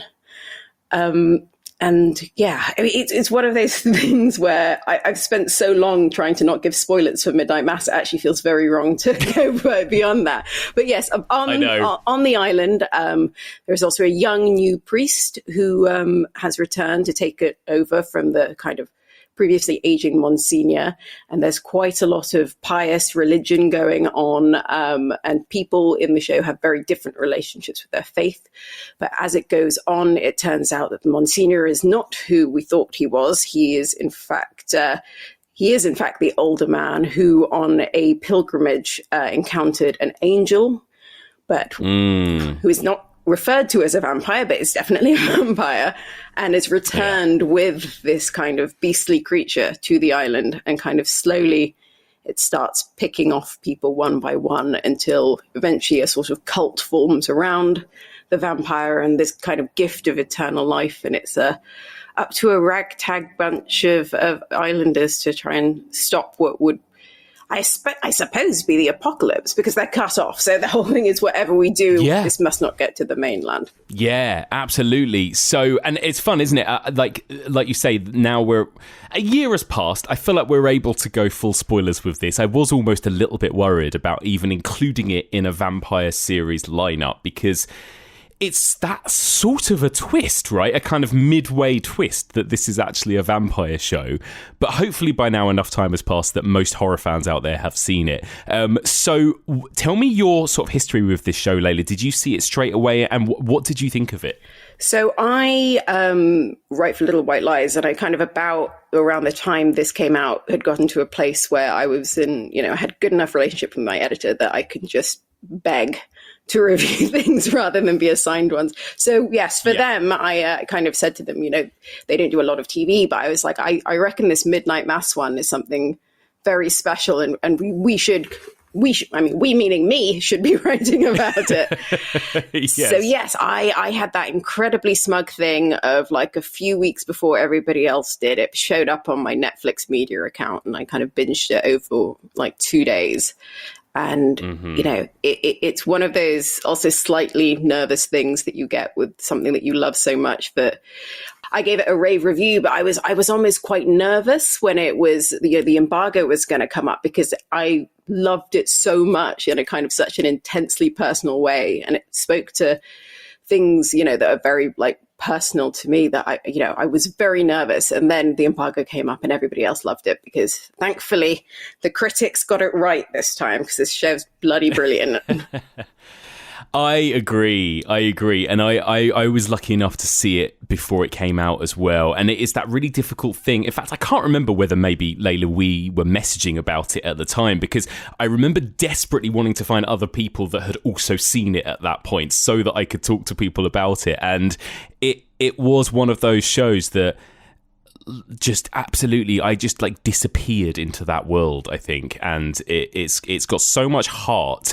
And I don't know why I'm now surprised. I don't know why I was surprised by this, especially after Mike Flanagan's previous couple of TV shows. Like, it did make me cry as well as creeping me out and everything else, right? It's just I think it's basically perfect. Like I could barely fault this show really in what it does and what it sets out to do. So where do we even begin? I guess like I'd like to ask you first of all, like, about Mike Flanagan generally. Like, coming to this show, were you a fan of his other work? Mixed on Mike Flanagan's work, but kind of still 100% behind Mike Flanagan. Like, I am always rooting for him because even in the things that he's done where I was like, that wasn't perfect, I think there's still so much to take from his shows. Like, I reviewed his latest, The Midnight Club, which I was much more mixed on, but there's still some great moments in that. And he just has a knack for casting actors and bringing out the absolute best in them. And that was really obvious with some of the like young cast from that. And I adored Haunting on Hill House. That was such a pleasant surprise. I watched that twice, but start to finish, I think in over 1 week. And Haunting of Bly Manor, too sentimental for me, didn't fully come together, but lots of elements again that were absolutely brilliant. And you kind of can't help but like adore how he finds these actors and gives them such kind of meaty stuff to get into. Maybe it's just me that I'm not terribly soppy. So like Bly Manor, just it got too saccharine. But Rahul Kohli in that, fantastic. Oliver Jackson Cohen was so good in that show. And there was, I think, Tanya Miller's episode that was just around her, I thought was actually genuinely a perfect 45 minutes or whatever it was of television. Agreed. Best part about that show, definitely. Yeah, completely agree. And we just talked about Dr. Sleep as well. Are you a Dr. Sleep fan, just out of interest? I am a Dr. Sleep fan because I am one of the rare prefer the book of The Shining to the film The Shining people. We are a small but mighty hive. And so I thought the way that he was able to make a sequel to The Shining the book and The Shining the film was basically an impossible task, and he pulled it off. He pulled it unbelievable. Unbelievable. Yeah, I know. He's a bit of a marvel, I think. So yeah, I love this. And of course he's talked a lot about how this is one of his most personal works, isn't it? I think Midnight Mass. And I'm just interested in what you said as well. You said you loved it because you yourself had a kind of personal connection with it. What was that exactly? Was it just that you kind of emotionally connected with the characters or the story or what? I mean, there's a lot of people in my life that have had substance abuse problems. So that was, I thought, really beautifully done. And you could see that this was something that was like intensely meaningful to him. But also I came, I'm from Sudan. So I kind of grew up with like basically being a sort of atheist agnostic within an incredibly religious society. Yeah. And like, I rejected a lot of that. And then like now as I'm getting older, I feel a bit like I maybe threw the baby out with the bathwater, and that actually it might be nice to have a sense of a higher power or something. And I think that struggle in this show is so beautifully done. I mean, that was a scene where I was absolutely bawling when Zach Gifford and Katie Siegel or Siegel, but she is, they talk about their sort of images of death and the sort of conflict of faith, and thank you, Mike Flanagan, for picking up on something that I struggle with. Yeah, I completely agree. I mean, like I've always kind of considered myself an atheist, but I was raised Catholic. I had one parent who was Catholic. I went to a Catholic school, and there's something about like just being in those scenes that are so long as well. These scenes where we are just in a mass, right? And there is so much Catholicism like in this show, and he handles it so well, doesn't he? Again, like it's like in terms of how balanced it is. In regards to sort of pro-faith and anti-faith, I suppose, to put it in a very basic way, and the ways in which different characters in this little town interpret religion and the Bible and that kind of thing. Like, I think, again, he handles it very sensitively. And of course, he wrote that piece, didn't he, which I'm sure most people out there have read, that sort of essay about why Midnight Mass was so personal to him. And obviously, he is a man who has struggled with religion and with addiction and substance abuse and that kind of thing as well, right? And so I think, you can see how so much of him, I feel like, is in this show more than anything else he's made. Yeah, it's interesting that he is able, because of the Stephen King connection, it's interesting how he was able to confront that so openly, because I mean, one of my favorite stories from Stephen King's it's not really a memoir, it's kind of a memoir about writing, but it's basically a memoir where he talks about how he was so blind and so unself-aware that he wrote The Shining when he was drinking 27 beers a day and like failing as a father. And it wasn't until years later that he realized that it was about him. It's and maybe we should talk about the Stephen King connection, because I think you'd be forgiven for thinking almost that this is a Stephen King adaptation, right? I mean, Mike Flanagan has done amazing Stephen King adaptations like Gerald's Game and Dr. Sleep. And this has like a real uncanny Stephen King vibe about it, I think, doesn't it? It really does, because I think Stephen King, for all that, like what he talks about is so horrifying, and his books can be like, Salem's Lot is an incredibly disturbing and scary book. He's got this heart at this core. There's a sense of hope. There's a sense of like, humanity isn't all terrible, and like some people do save the day or kind of make incredible acts of sacrifices. And, sometimes turmoil brings out the worst in us. But then, it's never that straightforward, because then you have like, he's also pretty damning when it comes to the puritanical people. I mean, just The Mist, for example. Oh my God, yeah, exactly. Yeah, there is something, we'll talk about the characters in a bit, but there is something particularly about Beverly Keane that feels very Stephen King to me.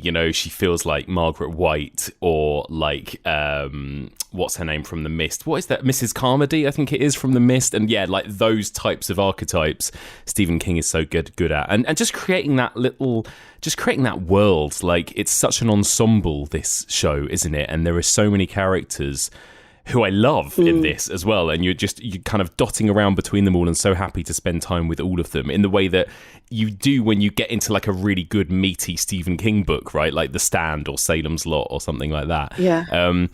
And it's quite scary too, right? It's I mean, really bloody scary. Yeah, that's the other thing about Mike Flanagan. We can say all this stuff about how much heart goes into his work. He's also phenomenal at pulling off scares, I think, right? He is so good at horror. I love it. And it's something, it's something that you said to me once, that like that your favorite type of scare is something that's kind of playing with the frame. And I remember watching this, because I believe we were messaging and thinking, there's that moment where the sort of angel appears right at the back out of focus, and I did think Mike's gonna fucking love this. yes. And actually, he does it just the right amount in this, because I do feel like, again, with Bly Manor, because I know there were so many... Do you remember all of the pieces people wrote after Hill House, being like, here are all the monsters you missed and all the ghosts you missed?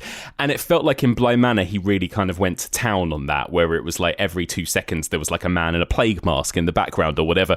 But it's a little bit more restrained in this, but my God, when those scares happen, or when there'll just be a sudden moment of like something in the window or whatever, like it really lands, I think, in this show, doesn't it? It's so good. It just speaks to a level of confidence that he's at,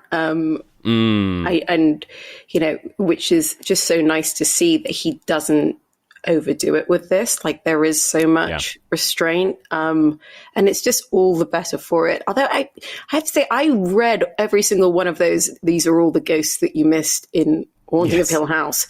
Hence why I watched it twice in 1 week. And I didn't see them the second time either. So I wonder how much of this is like the internet's tomfoolery. Just, Yeah.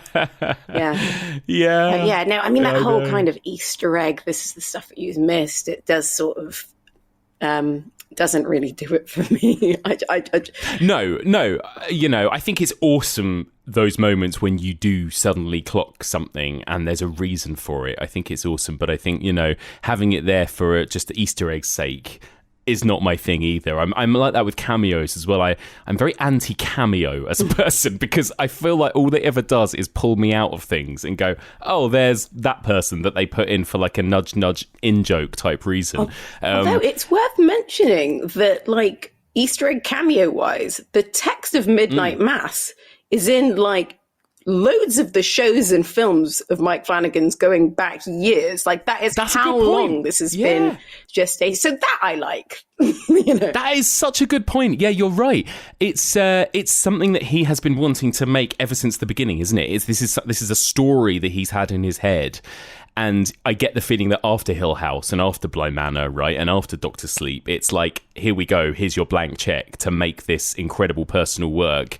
Have 7 hours to tell exactly the story you want to tell, essentially. And it's amazing. And I remember him writing about the actual town itself, this island. They basically had to build it, right? They had to, like, most of it is a set that they literally assembled as well. And again, you just think, that feels kind of unheard of in this day and age, really. But, like, I love that island too, just like a sense of place that he creates in this. I think so many people attempt to do the thing that The Shining... Admittedly, The Shining, the film, did extremely well, where we make the place a character in itself. We make like the Outlook Hotel a character. And I think it is a lot harder than people say, because you'll often see interviews with like horror filmmakers being just like, the house is a character too. And then you watch the film and you're like, was it? Is it though? Yeah. But no, I completely agree with you that there's such a kind of specific sense of place with this that does kind of like feed into the story. And then it sort of also serves as like a shorthand for like when you kind of meet the characters, and be it like the lesbian doctor or Rahul Kohli's Sheriff Hassan, we immediately have a sense of how difficult it must be for them to exist in a place like this, because you kind of somehow understand this place from the end of episode 1. I love it so much. Let's talk about the characters then. I mean, there are so many, almost too many to kind of go through, really. But I guess picking some of our kind of main characters, Riley, I guess, in a way, is sort of our way into this world, isn't he? As this kind of prodigal son who returns, who we see in the first episode had this kind of tragic thing happen to him, drink driving, going to killing somebody, going to prison, and then sort of returning home to this town. What did you think of him generally as our kind of, I guess, lead in this TV show? I mean, I kind of vaguely knew of Zach Guilford from other shows. I was quite surprised to hear that he was going to be the lead of this, but I think that's what Mike Flanagan seems to be able to see something in actors that other people can't do, and see something that they are capable of. And I think Zach Guilford is so great in this because he seems to constantly have like a weight on his back, and it's like you feel like he like physically seems to express that he's like almost like a sculpture where he is being weighed down by his guilt, and his inability to forgive himself.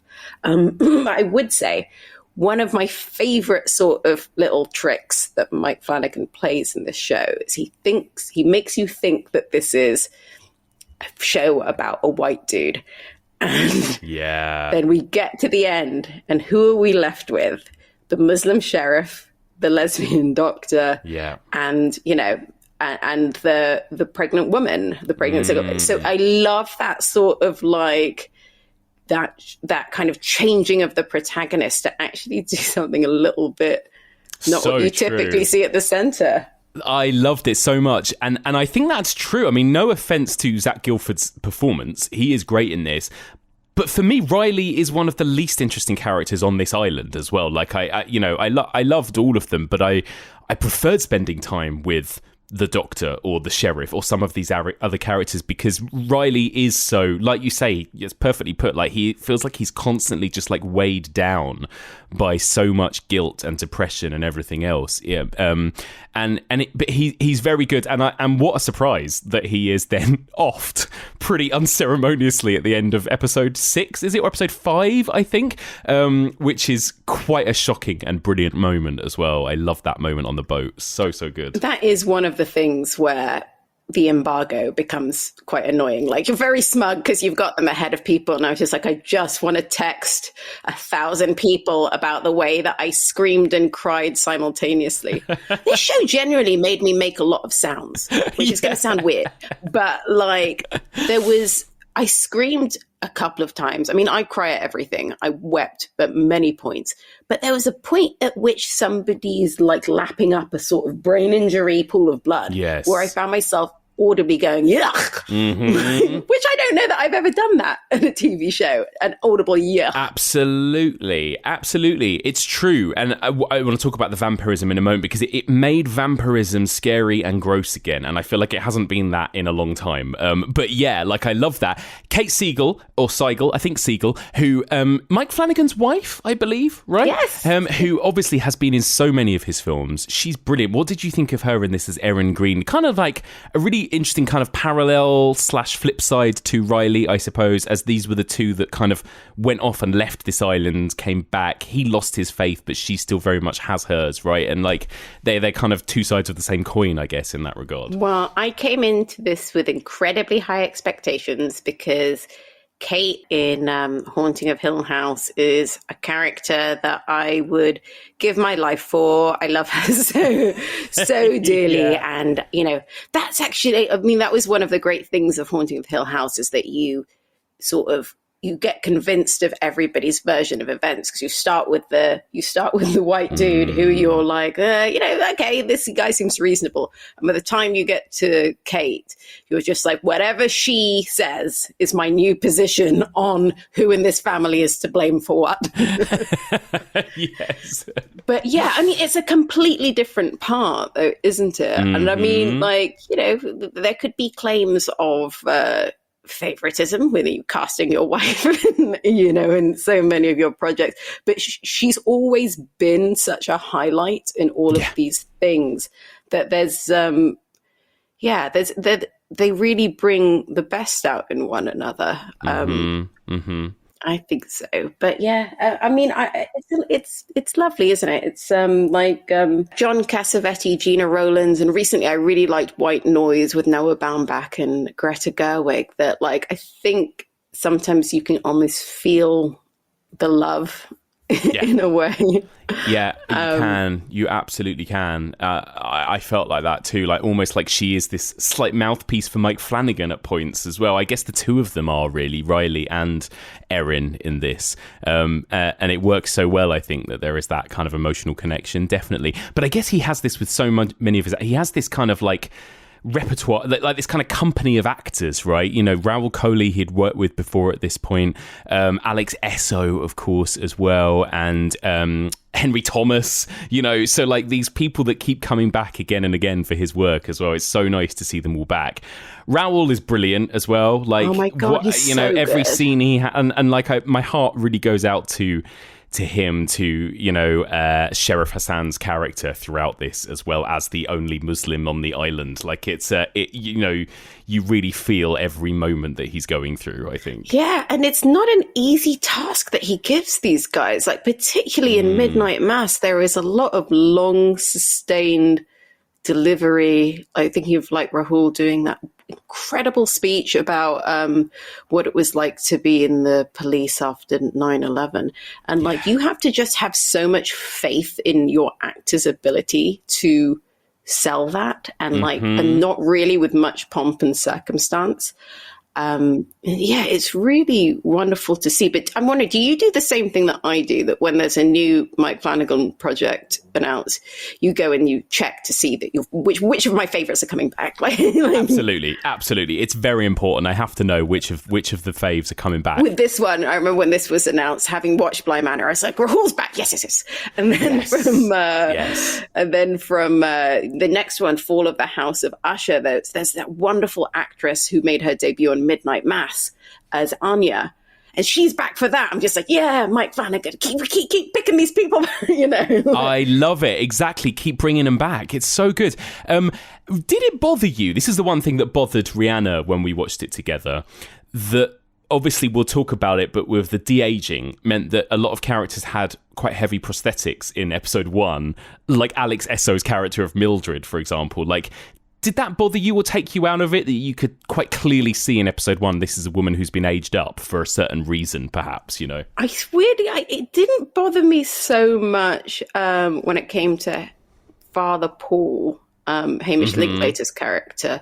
But yes, I think because that was so kind of clearly going to happen, it sort of took a bit of the weight out of it when it did. But yeah, I have to say, Rhianna's possibly correct with that one. I generally do like prosthetics, but I do think if you're going to do that and have somebody de-age, they should have gotten to it maybe sooner, because then we wouldn't have to spend so much time with it being like, oh, so when's that gonna kick in?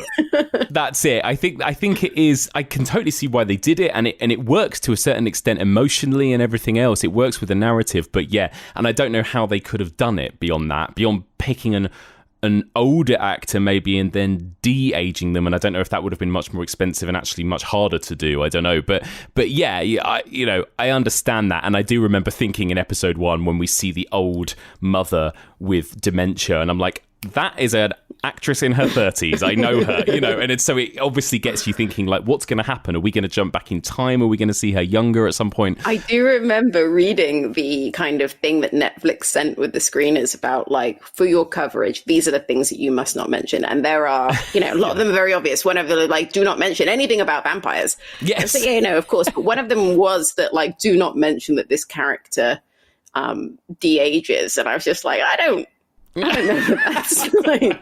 I think people could probably guess.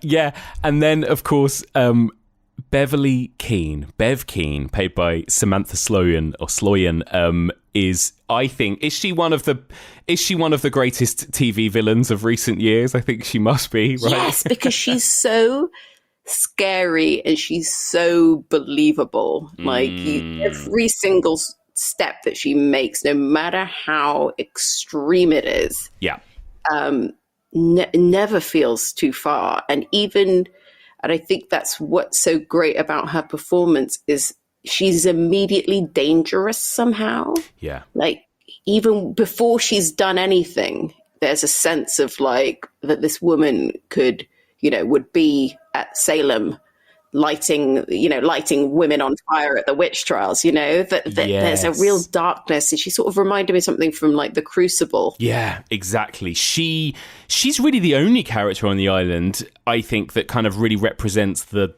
dark and toxic side of religious fanaticism, basically, right, in a way. And like, yeah, there are obviously she does some overtly horrific things. Like you see her, she poisons the dog and kills a dog in like episode 2 or something. But it's some of those other smaller moments. Like I love the scene where she is debating with the sheriff about having a Bible in the classroom, right? And he's kind of arguing the case, and then she makes this really terrifying kind of argument back. But I think, like, again, it's like you said, it's those scenes of dialogues and monologues that work so well, I think, in these little set pieces. And it's moments like that when Beverly just kind of chills me to the bone. If we had a Muslim faculty member and they quoted the Quran to the kids, I would be fine with that, so long as the text wasn't offensive, which, forgive me for saying so, a good deal of that text can be at times. That is not an attack, Sheriff. I certainly admit that the Holy Bible, the Old Testament in particular, has passages that are not suitable for children. Invaluable to adults, of course, but I would never read the tale of Lot and his wife to a group of kids. It's sort of got such interesting, like, you know, political relevance. Like I do, as much as I think that this is a show that if people watch it in 25 years' time, they're absolutely going to love it too. Yeah. But it felt very of that period because there was such a sense with sort of, you know, the sort of Trump and alt-right of it all, that like the thing we had to worry about the most was sort of pious people that thought they were doing the right thing kind of by any means necessary. Yeah. 100%. Yeah, and then of course we've got to talk about Father Paul, aka Monsignor Pruitt, played by Hamish Linklater. Again, just like steals the show, doesn't he? What do you make of him and this character in this show? Yeah, so I mostly knew Hamish Linklater from like sitcom work, and but I kind of knew, you know, Mike Flanagan's very good at kind of almost giving someone a bit of a pivot in their career.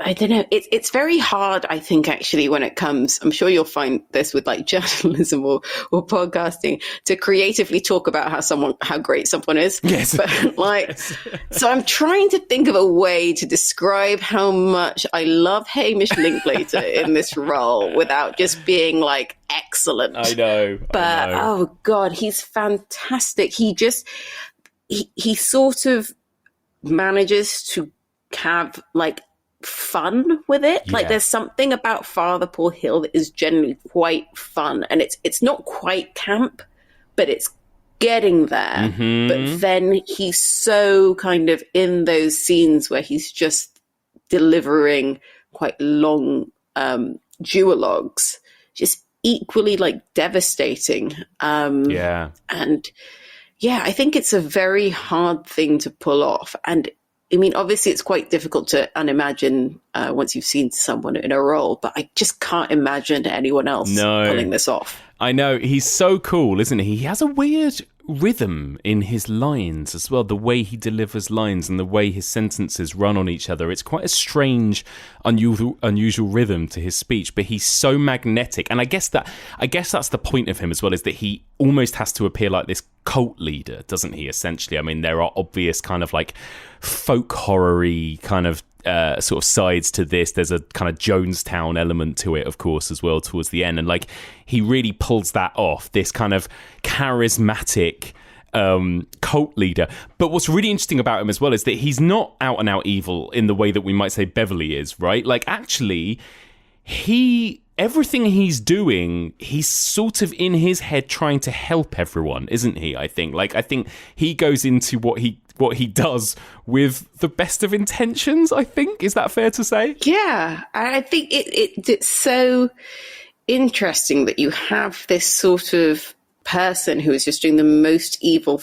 things, kind of the results of which at least are incredibly terrible. Yeah. Out of like this deep fear of mortality and wanting everybody else to like live longer and not age, but that's the head of the church. Yeah. And it's like, what is the point of religion if not to kind of give you a little comfort as you pass off this mortal coil? Yeah. And remember, brothers and sisters, have faith that in the Bible, every time they mention an angel, When an angel appears to we humans, we are afraid. And an angel of the Lord appeared to them on the right side of the altar of incense. And when Zacharias saw him, he was terrified and overcome with fear.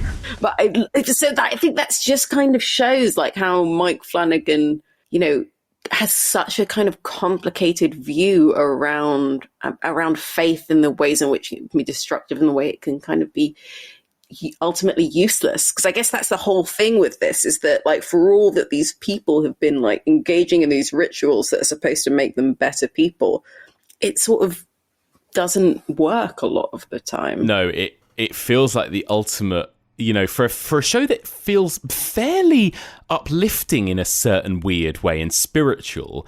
It has a real kicker of a final line, doesn't it? When Lisa just goes, "I can't feel my legs," and then it ends almost like a kind of like really dark punchline or something at the very end there, which is kind of interesting. But yeah, like I think he does a phenomenal job at balancing. That character of Father Paul kind of embodies the whole show in a way, in that it is complicated and it is kind of, sort of morally grey and everything else. So let's talk about the vampirism itself. Like it's what, episode 3, I think, the end of episode 3, when it is revealed that Father Paul is Monsignor Pruitt, this previously old priest that has been at this island for years, goes away, gets attacked by this thing he calls an angel. In fact, I don't think they ever say the word vampire, do they, throughout the whole show? Gets attacked by this, clearly a vampire, this kind of vampiric monster with wings. And then he comes to this island with this angel and they start biting people, and other things are going on where he's giving people the wine at mass spiked with vampire blood, which is having this effect on people where it's basically de-aging them and it's healing them of all their ailments. And so it's a bit like Lost, isn't it? Like it's suddenly people are being cured of things, and the girl that was in the wheelchair could walk, and the lady with dementia is suddenly cured, and then she starts getting younger, and everyone's lives seem to be improving because of drinking this vampire blood. But then, of course, that ends up coming with a price. What do you think of just the way in which Mike Flanagan kind of tackles vampirism and vampires on screen in this? It's quite an interesting version of the vampire myth. It only just occurred to me when you said it now that like they don't normally have wings. Yeah, it's true. And I don't think we see any people with fangs, right, or anything like that. Like it's not that kind of a vampire. Yeah, it's quite fleshy. It's quite gross, like you were saying earlier. It's sort of, there's a level of a price that's too high to pay. Like really with this kind of monstrous being and your proximity to it, and it sort of does. It just begs all these like really interesting questions, because you're like looking at the vampire and being like, but what if what if you don't lose your faculties and this just becomes a case of, losing, that you're able to live forever, and that maybe some people die. Because I think that's what's so, a lot of the time with the vampire myth, it's a case of you get bitten, and it's like, the Buffy Angel thing of like, you lose your soul and then you're kind of just a different person, but just looks like the same person with the characteristics.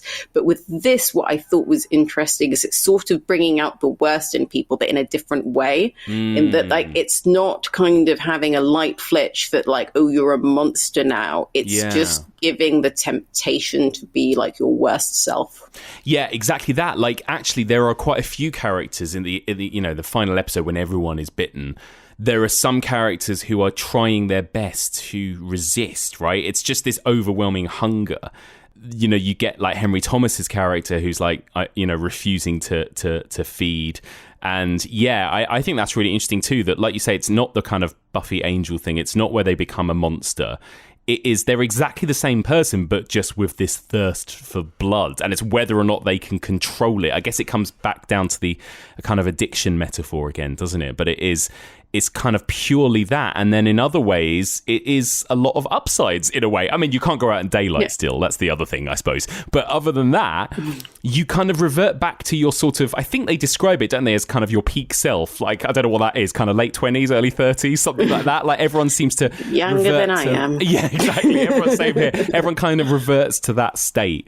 And yeah, there's something really fascinating and quite disturbing and upsetting about that too. You know, the moment when Erin at the beginning of the series is pregnant, isn't she? And then because she starts drinking the vampire blood and her body starts kind of reversing itself almost, the baby is just suddenly gone. They do an ultrasound and it's not even like it died. It's just not there anymore, right? And it's like, so there's some really interesting ideas that I've not really seen tackled before in any vampire series any vampire movies we've done this series. It's very creative and cool. And it's nice that, redemption arcs are not normally something that I hold much stock in. I tend to find them quite boring, but I liked how Zach Gifford's character, like the vampirism is a path to redemption for him because it just gives an opportunity to sacrifice. And and it's funny because I talk about Bly Manor as being like too sentimental, but a lot of like the really soppy stuff in this got me.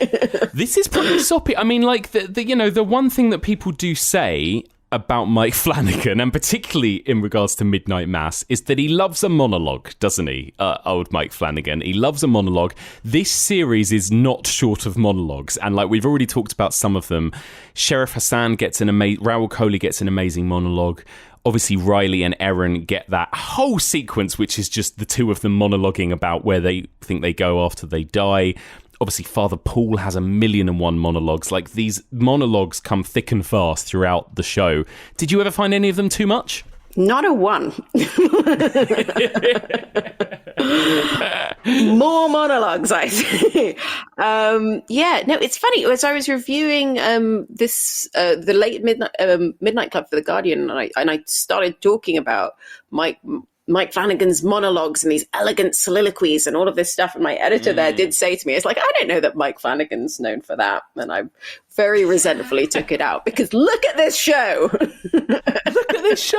It has millions of monologues. And actually, so did Bly Manor. And I think Hill House had a few as well. I mean, he's definitely known for his monologues. Yeah, I think, but this is definitely peak monologue. Yes, this is like, it definitely is. Sort of, it's dialed down on the jump scares, so there are just enough of them, dialed way back up on the monologues, and it honestly for me like felt that he'd read my notes on the previous shows and was giving me more of the best bits and then like less of the stuff where I'm just like, no, it's fine. I don't care about Easter eggs and jump scares so much. It's so funny. Well, I had two different reactions to it. I think the first time I watched it, I did find myself, particularly that scene when Erin and Riley talk about what happens to them after death. I think it was the audacity of two, 10-minute long monologues back to back that I was like, really?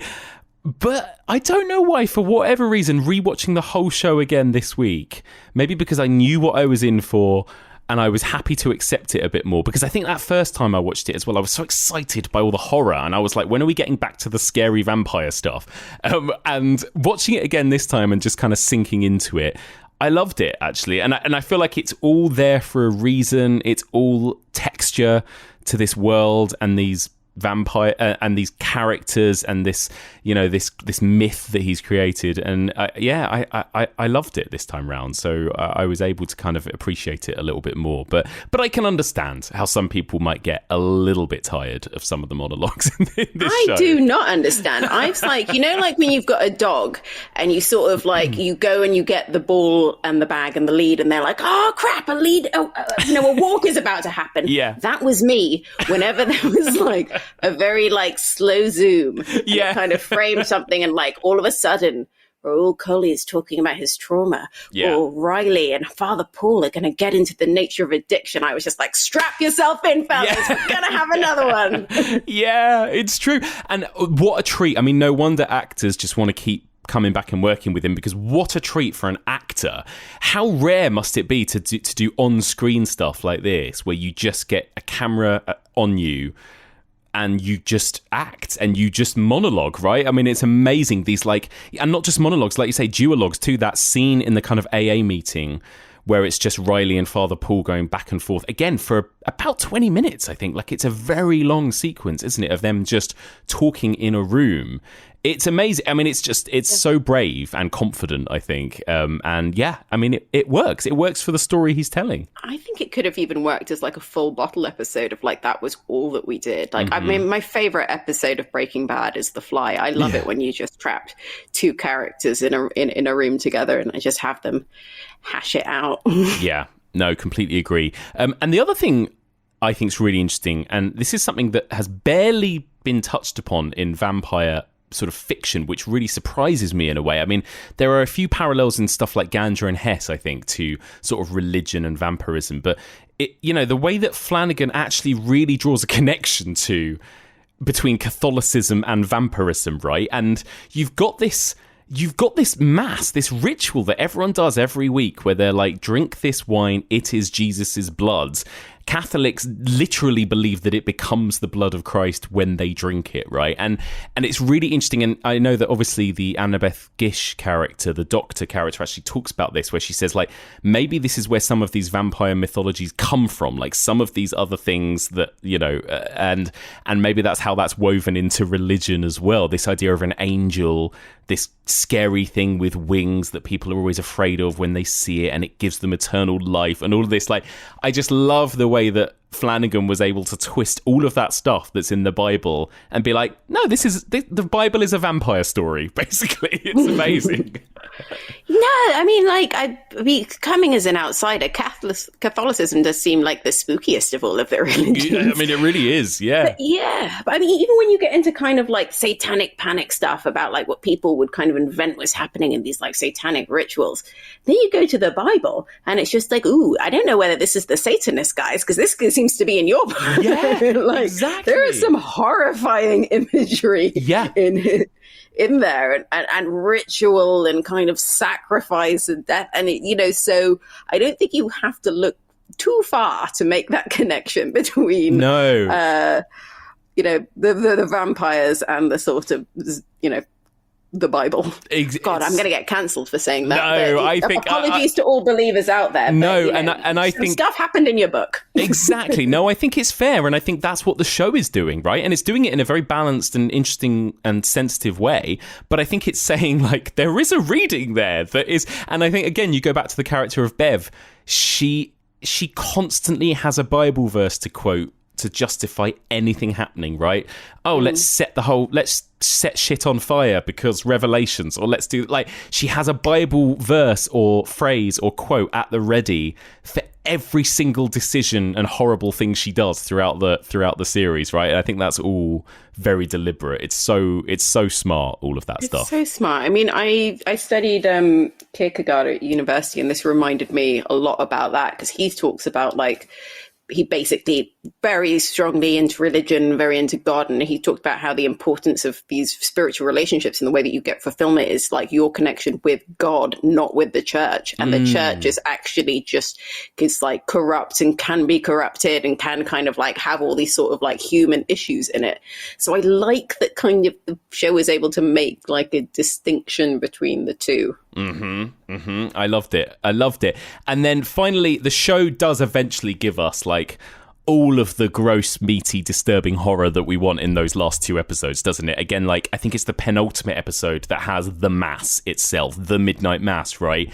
What an incredible sequence, just when we're just trapped in that church with all of our characters. And it does become like this Jonestown massacre almost, doesn't it? It's pretty spectacular, I think, the way that whole final like couple of episodes plays out. I could not believe that it actually went there. I thought that there were rules and that we don't kill child characters in front of their parents. Like, Jesus Christ, that's that moment again. Like, it's Raoul Coley's kid in the film. Like, it's the sheriff's kid, isn't it? That is such an upsetting moment. It's so good. It's terrible. But I mean, like, I'm so glad he did go there, because I think, particularly if you watch as much, as many horror films as we do, it's quite easy to feel that you can kind of predict where it's all going, and that there's a certain rhythm and there's a certain kind of like, oh, he's setting up that, but so this happens. So to actually like be genuinely surprised by how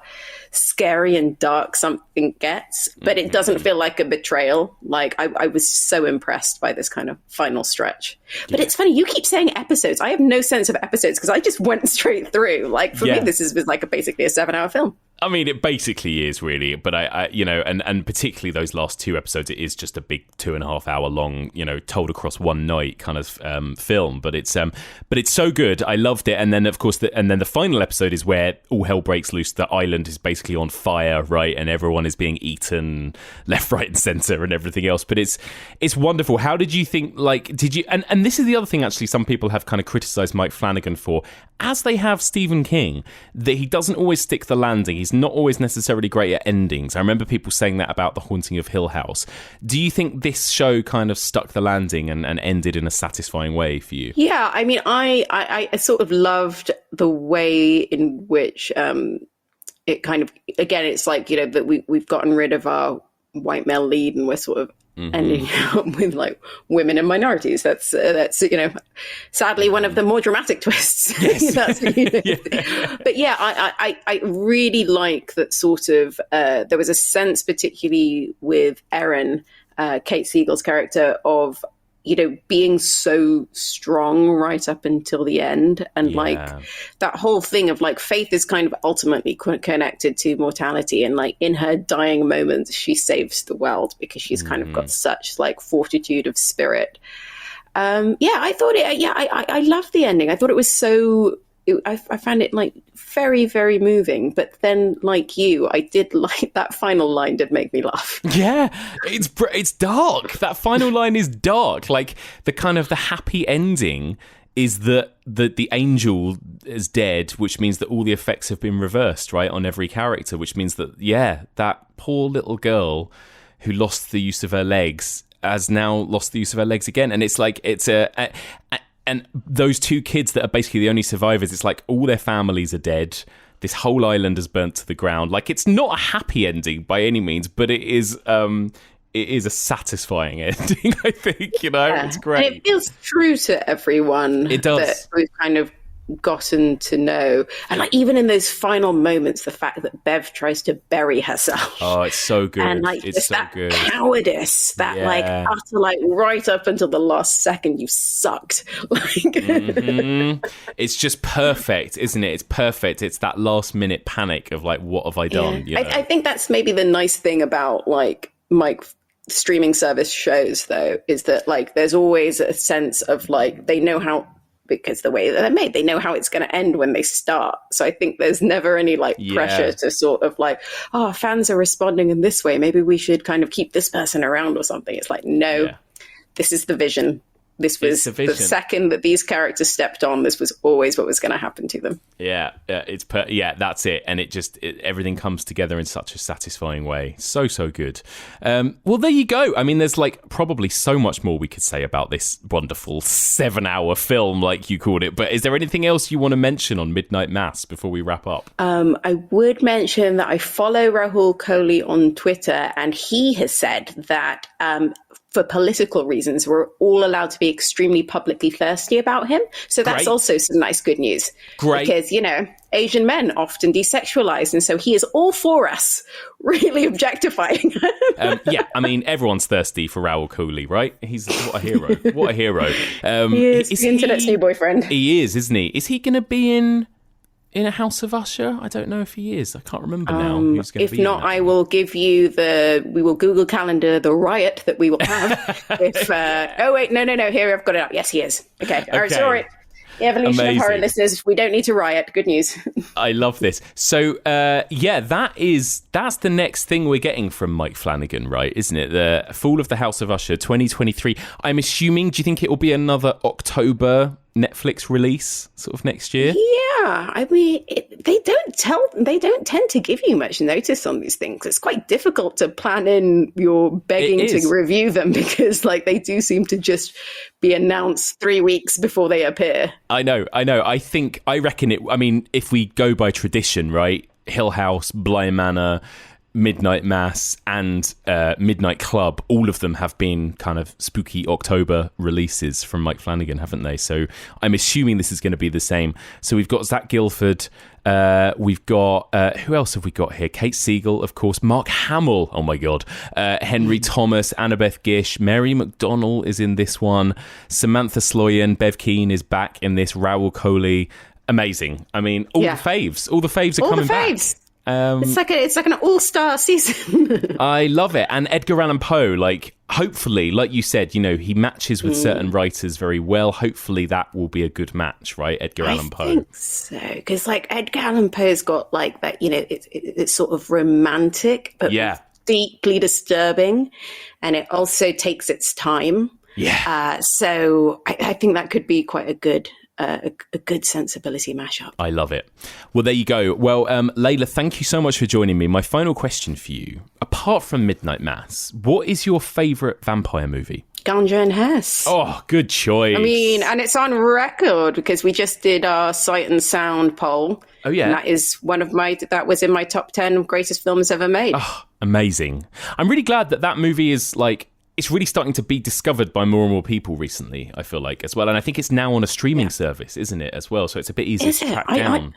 I had to basically sell a kidney and do some international smuggling to get that Blu-ray. I'm glad it's going to be easier for other people. But yeah, if anybody has the chance, actually, the only thing greater than Ganja and Hess is reading Bill Gunn's open letter in the New York Times about the reaction to Ganja and Hess. It's I've read it maybe 100 times, and it's all about how he was undervalued by the critical establishment, because Ganja and Hess, of course, was at Cannes and, you know, did so incredibly well and got a good reception in Europe, and then studiously ignored, butchered, and absolutely completely treated in the most disgraceful way in America, in even the language that they used about the cast and the stuff. So yes, if I can recommend one thing, if you can get your hands on Ganja and Hess, great, but read that letter, Bill Gunn in the New York Times. It's out there on the internet. I love that. And it's a wonderful film. There's a lot of brilliant, profound stuff in there. There's a lot of creepy stuff in there. And the moment that my guest talked about that week and that various listeners have talked about after they saw that film is the most disturbing moment,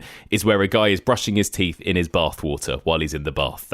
It's very upsetting. No one needs to see that. Yeah, I think that may have been my only other audible yuck. Yeah, but yeah, that is such a beautiful, sexy, gorgeous, brilliant film. It is, and yes, one of the great tragedies that we didn't get.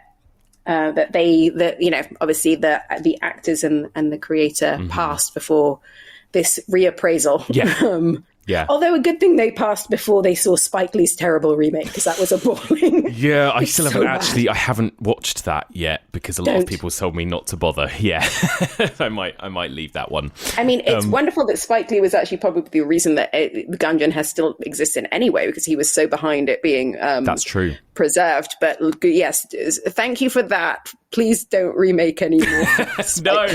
No more of these remakes from Spike Lee. Do you remember his Old Boy remake as well? Like, Jesus Christ, no thanks. It's funny because he's got such great taste, we'd assume, but you watch his remake, you're just like, what did you like about the original? I know, it's weird. It's weird because he's so good when he just does his own stuff. But anyway, that's a different conversation. So there you go. Well, Layla, thank you so much for joining me. And just remind people, if they want to come and find more of your work and read more of your stuff, where can they find you online? So you can find me at Layla_Latif on Twitter, and I host the Truth and Movies podcast for Little White Lies. So if you that's all new release, the week's reviews, and we do a film club one. So more contemporary stuff. Where can you find me? Sight and Sound, The Guardian. I'm their TV critic. I'm the contributing editor to Total Film. So yeah, me and Jamie Graham representing horror over there. So yeah, I'm not hard to track down. I'm not like a Blu-ray of Ganja and Hess. Love it. Layla, thank you so much for joining me. And that's it for this week. Thank you so much for listening, and a big thank you to my two brilliant guests, Rhianna Dillon and Layla Latif. So please do get in touch. Let me know what you thought of this week's episode and what you thought of these two movie/TV shows, Dr. Sleep and Midnight Mass. I would love to hear your thoughts. Please do get in touch. You can email me, evolutionofhorror@gmail.com. You can also find us on all the socials, Facebook, Twitter, Instagram, and Letterboxd. And if you want to discuss this week's episode with fellow listeners, there are two places you can go. You can join our Discord, or you can join our discussion group. That's the Evolution of Horror discussion group, which you can find on Facebook. If you want to support this podcast financially and get treated to regular bonus episodes, especially while we're on a little series hiatus, then sign up to our Patreon, patreon.com/evolution of horror. You can find this podcast in all the usual podcast platforms, and if you get a spare moment, I'd be so grateful if you could drop us a little rating or review on Apple Podcasts, as that really helps us get discovered by new listeners. And there we go. We have only one episode left of our vampire series. So next week, in the final week before Christmas, I will be bringing you the conclusion episode to our vampire series. We'll be looking back at everything we've learned across the last several months. I'll be chatting to Mary Wild about her thoughts on the vampire series, and then I'll be reading some mailbag feedback and counting down yours and my top 10 vampire movies of all time. Cannot wait. Join us next week for all of this and more on the Evolution of Horror.